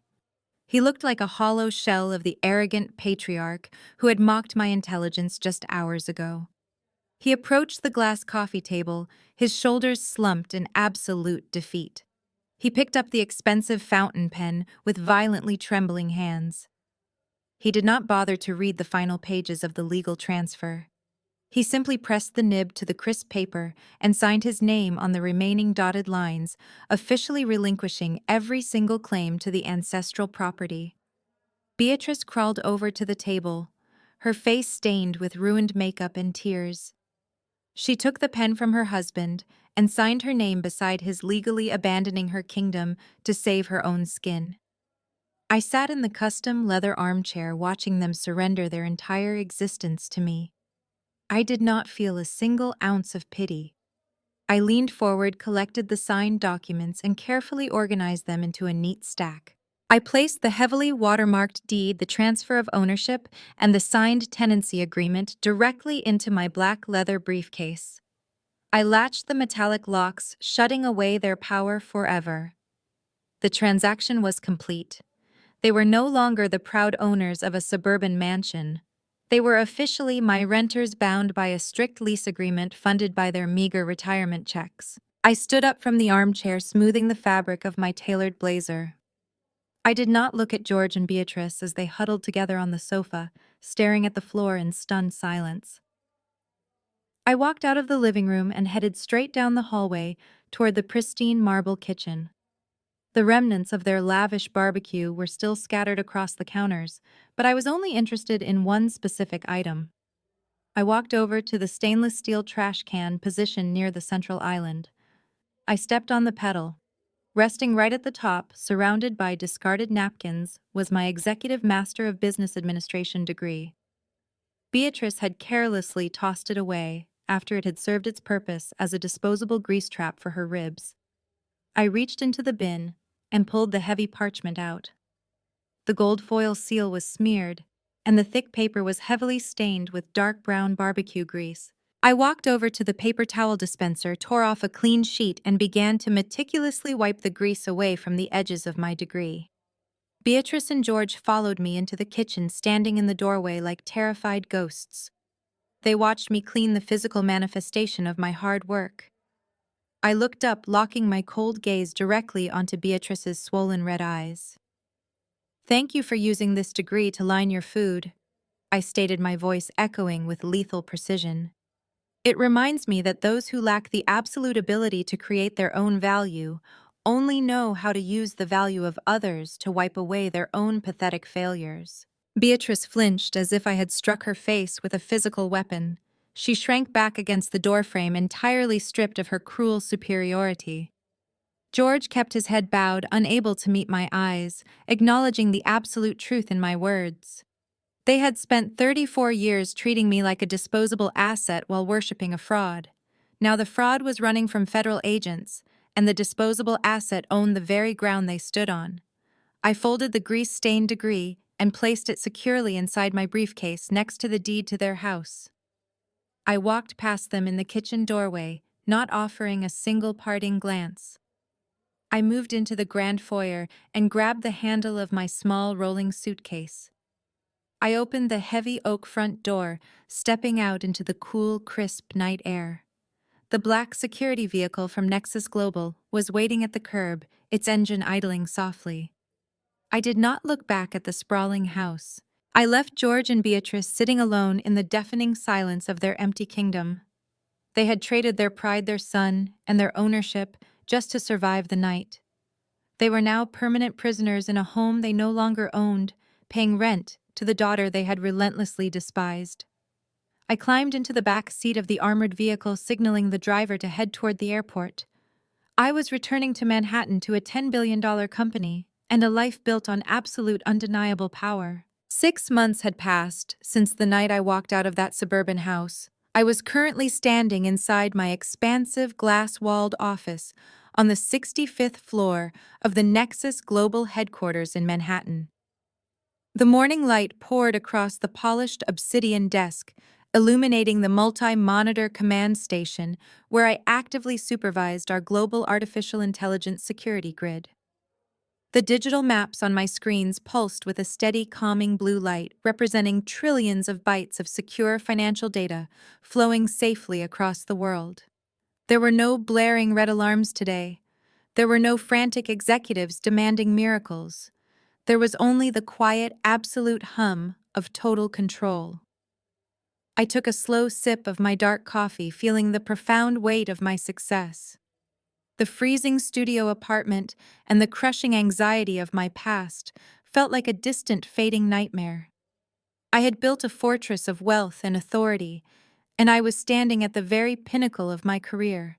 I reached out and tapped the edge of my secondary monitor, opening a highly secured, encrypted newsfeed. I did not actively search for information about my biological family, but the automated intelligence trackers I had set up months ago routinely delivered specific legal and financial updates directly to my dashboard.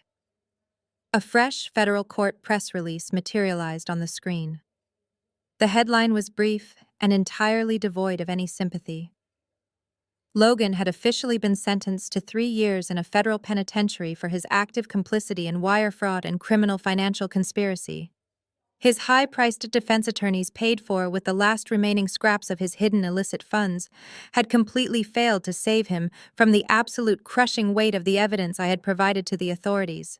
The arrogant businessman who used to stand in front of leased trucks bragging about his imaginary $5 million empire was now stripped of his designer clothes and his false pride. He was currently sitting in a cold concrete cell wearing a standard issue uniform, surrounded by the devastating consequences of his own spectacular greed. His shell company was completely liquidated by the state, and his name was permanently branded with a federal felony conviction. The golden child had finally been handed the exact reality check he had spent 37 years actively avoiding. My gaze shifted to a different digital report generated by my executive wealth management team. This file contained the monthly ledger for the private trust fund that now legally controlled my childhood home. The financial breakdown was ruthlessly precise. George and Beatrice were no longer the proud, wealthy owners of a sprawling suburban estate. They were formally classified as high-risk tenants, bound by an ironclad, non-negotiable lease agreement. In order to meet the strict monthly rental payments demanded by my corporate lawyers, my parents had been forced to re-enter the workforce at the age of 65. The digital employment verification logs showed that George and Beatrice were currently working grueling part-time shifts as minimum wage cashiers at a local discount supermarket. The same people who used to host lavish backyard barbecues and mock my academic pursuits were now spending their days scanning barcodes and bagging groceries for their former country club neighbors. Their pristine social reputation was entirely obliterated. They had to endure the agonizing daily humiliation of standing on their aching feet for hours just to hand over their meager paychecks to the legal trust managed by the daughter they had relentlessly abused. If they missed a single payment by even 24 hours, the eviction protocol would automatically initiate. But the physical exhaustion of their new reality was nothing compared to the psychological torment of their delayed realization. According to the meticulous financial audit my legal team had conducted and formally presented to them during the asset transfer, George and Beatrice finally saw the unredacted history of their own mortgage. The banking records explicitly proved that for the past 10 years, it was my silent, automatic monthly transfers that had kept that house from going into foreclosure during the previous economic recessions. They had spent a decade believing their own financial genius, and Logan's occasional flashy gifts were keeping them afloat. The cold, hard documentation forced them to confront the sickening truth. The daughter they had designated as a pathetic failure, the daughter whose Ivy League degree they had used to soak up barbecue grease, was the sole reason they had not been living on the streets years ago. The son they had worshipped had brought them nothing but devastating debt lies and a federal criminal record. They had sacrificed their actual savior to protect a parasite, and now they were paying the ultimate price for their blind, toxic favoritism. They were trapped in a prison of their own making, surrounded by the ghosts of their horrific parenting choices, knowing they had destroyed the only person who ever truly protected them. I closed the financial ledger on my monitor, feeling a deep, resonant sense of absolute peace. The universe had perfectly balanced the scales without me having to lift another finger. I turned away from the glowing screens and looked out over the sprawling, breathtaking expanse of the New York City skyline. I was completely free. I took another sip of my coffee, ready to begin my day of commanding a $10 billion security network. Suddenly, the serene silence of my office was interrupted by a sharp, vibrating buzz. My personal cell phone, resting on the edge of the glass desk, lit up with a high-priority notification. I had changed my number months ago, utilizing top-tier corporate encryption to ensure my absolute privacy.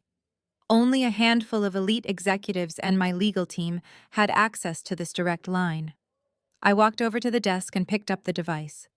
A single text message was displayed on the locked screen. It had somehow bypassed the standard carrier blocks. I stared at the name of the sender. It was Beatrice. I stared at the glowing screen of my heavily encrypted corporate smartphone. The security protocols I had personally designed should have filtered out any unauthorized communication, but desperation breeds a very specific kind of ingenuity. Beatrice had bypassed the carrier block by utilizing a routing service linking a generic email address to my SMS gateway.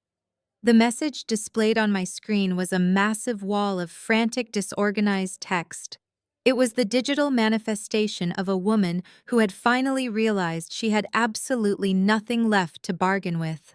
Riley, I am so sorry, Beatrice wrote, her words dripping with a manufactured fragile vulnerability. We were completely wrong about everything. We made terrible mistakes, and we are paying the ultimate price for them every single day. Your father is severely ill. The physical stress of standing at the supermarket registers and the heavy shame of our situation has destroyed his health. He is currently lying in a hospital bed, and the doctors are not giving us good news. Please, can you just come visit him? He cries for you. I know you hate us right now, but I am begging you to find some mercy in your heart. After all, we are blood, and family is all we truly have in the end. I stood in the center of my sprawling glass-walled executive suite reading the lengthy message. I waited for the familiar rush of adrenaline. I waited for the sharp, agonizing sting of childhood guilt that had controlled my actions for 34 years. I waited for a surge of vindictive, triumphant pleasure at reading her pathetic begging. I scanned my own emotional architecture, analyzing my internal reaction with the same cold, clinical precision I used to hunt down international cyber threats. I felt absolutely nothing. There was no lingering anger burning in my chest. There was no dark, satisfying glee at hearing about George lying broken in a hospital bed. There was only a vast, profound, and beautiful emptiness. The frantic, desperate words radiating from the screen held zero power over me. They were just meaningless data packets sent by strangers I used to know. Beatrice tried to deploy her ultimate weapon by invoking the sacred concept of blood. She believed that biological ties somehow erased decades of systematic psychological abuse, financial exploitation, and blatant cruelty. She thought the word family was a magical key that could unlock my fortress of wealth and grant them a second chance at my resources. Blood is nothing more than a biological coincidence. It does not mandate unyielding loyalty to people who actively tried to destroy your future. It does not grant abusers a free pass to continuously drain your spirit. True family is built on a foundation of mutual respect, unwavering support, and unconditional protection. George and Beatrice had forfeited their right to use that word the night they tossed my hard-earned Ivy League degree into a pile of barbecue grease to celebrate a federal criminal. I did not feel the need to type out a lengthy, furious response. I did not need to explain my boundaries or list the endless reasons why I would never step foot in that hospital room. Engaging with her, even to deliver a crushing rejection, would only feed her desperate need for my attention.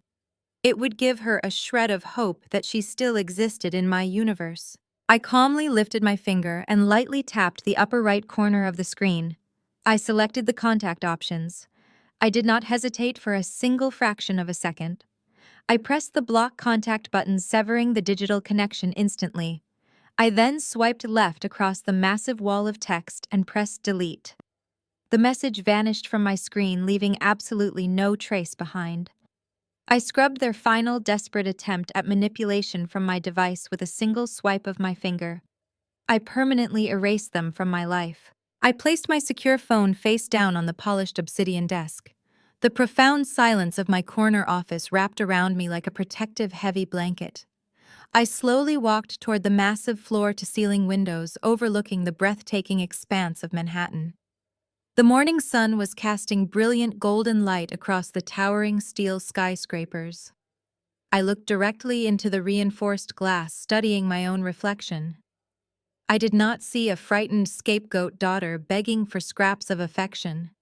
I saw a powerful, autonomous corporate executive who commanded a $10 billion artificial intelligence security grid. I saw a woman who had forged her own empire from the ashes of her traumatic past. I turned my gaze away from the skyline and looked at the primary focal point of my office.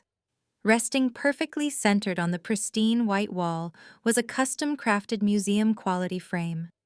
Inside the heavy mahogany border, protected by ultraviolet filtering glass, was my Executive Master of Business Administration diploma. The elegant calligraphy and the gold foil university seal gleamed under the soft, ambient lighting of the suite. But the most important detail was located in the bottom right corner of the thick parchment. There was a faint, translucent brown stain soaking through the edge of the paper.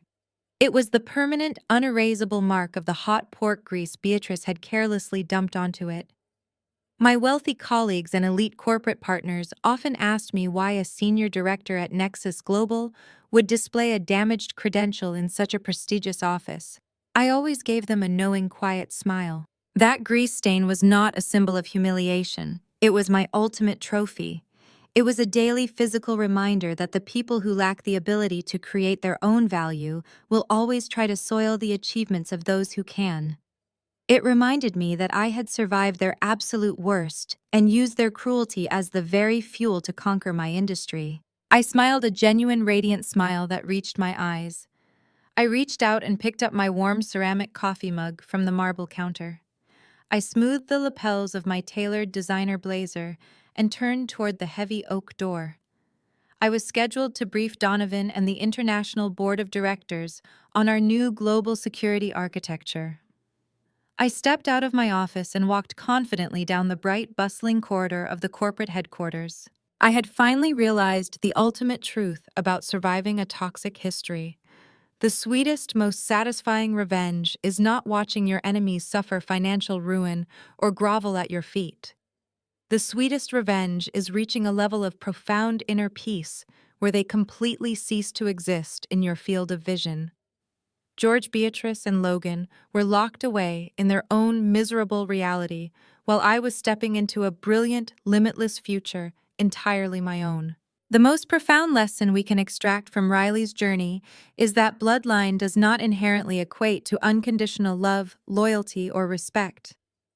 For years, societal norms have conditioned us to believe that family is a sacred sanctuary we must preserve at all costs. However, this narrative shatters that illusion, revealing a harsh but ultimately liberating reality. Your intrinsic worth is never determined by the people who actively refuse to acknowledge it. When trapped in a toxic family dynamic, the natural human instinct is to work harder, achieve more, and constantly seek the validation you were cruelly denied. Riley did exactly that, pushing herself to the absolute brink of exhaustion to earn an Ivy League degree only to watch it literally be used as a grease trap. Yet the definitive turning point of her life did not arrive when she secured a multi-million-dollar corporate contract, nor when she flawlessly executed her financial retribution. Her true victory materialized the precise moment she realized that she no longer needed their approval to validate her existence. This story masterfully teaches us the transformative power of establishing ironclad boundaries. You are never obligated to set yourself on fire just to keep toxic individuals warm, even if they are your parents or siblings. True forgiveness does not require allowing abusers back into your life. Sometimes the absolute healthiest form of closure is total, unapologetic detachment. By stepping away from the manufactured chaos and strictly redirecting her focus into her own limitless potential, Riley constructed an impenetrable fortress of self-respect. Ultimately, the sweetest vindication is never about watching those who wronged you suffer. It is about reaching a profound level of inner peace, where their opinions, their manipulations, and their very existence simply cease to matter. You are the sole architect of your value.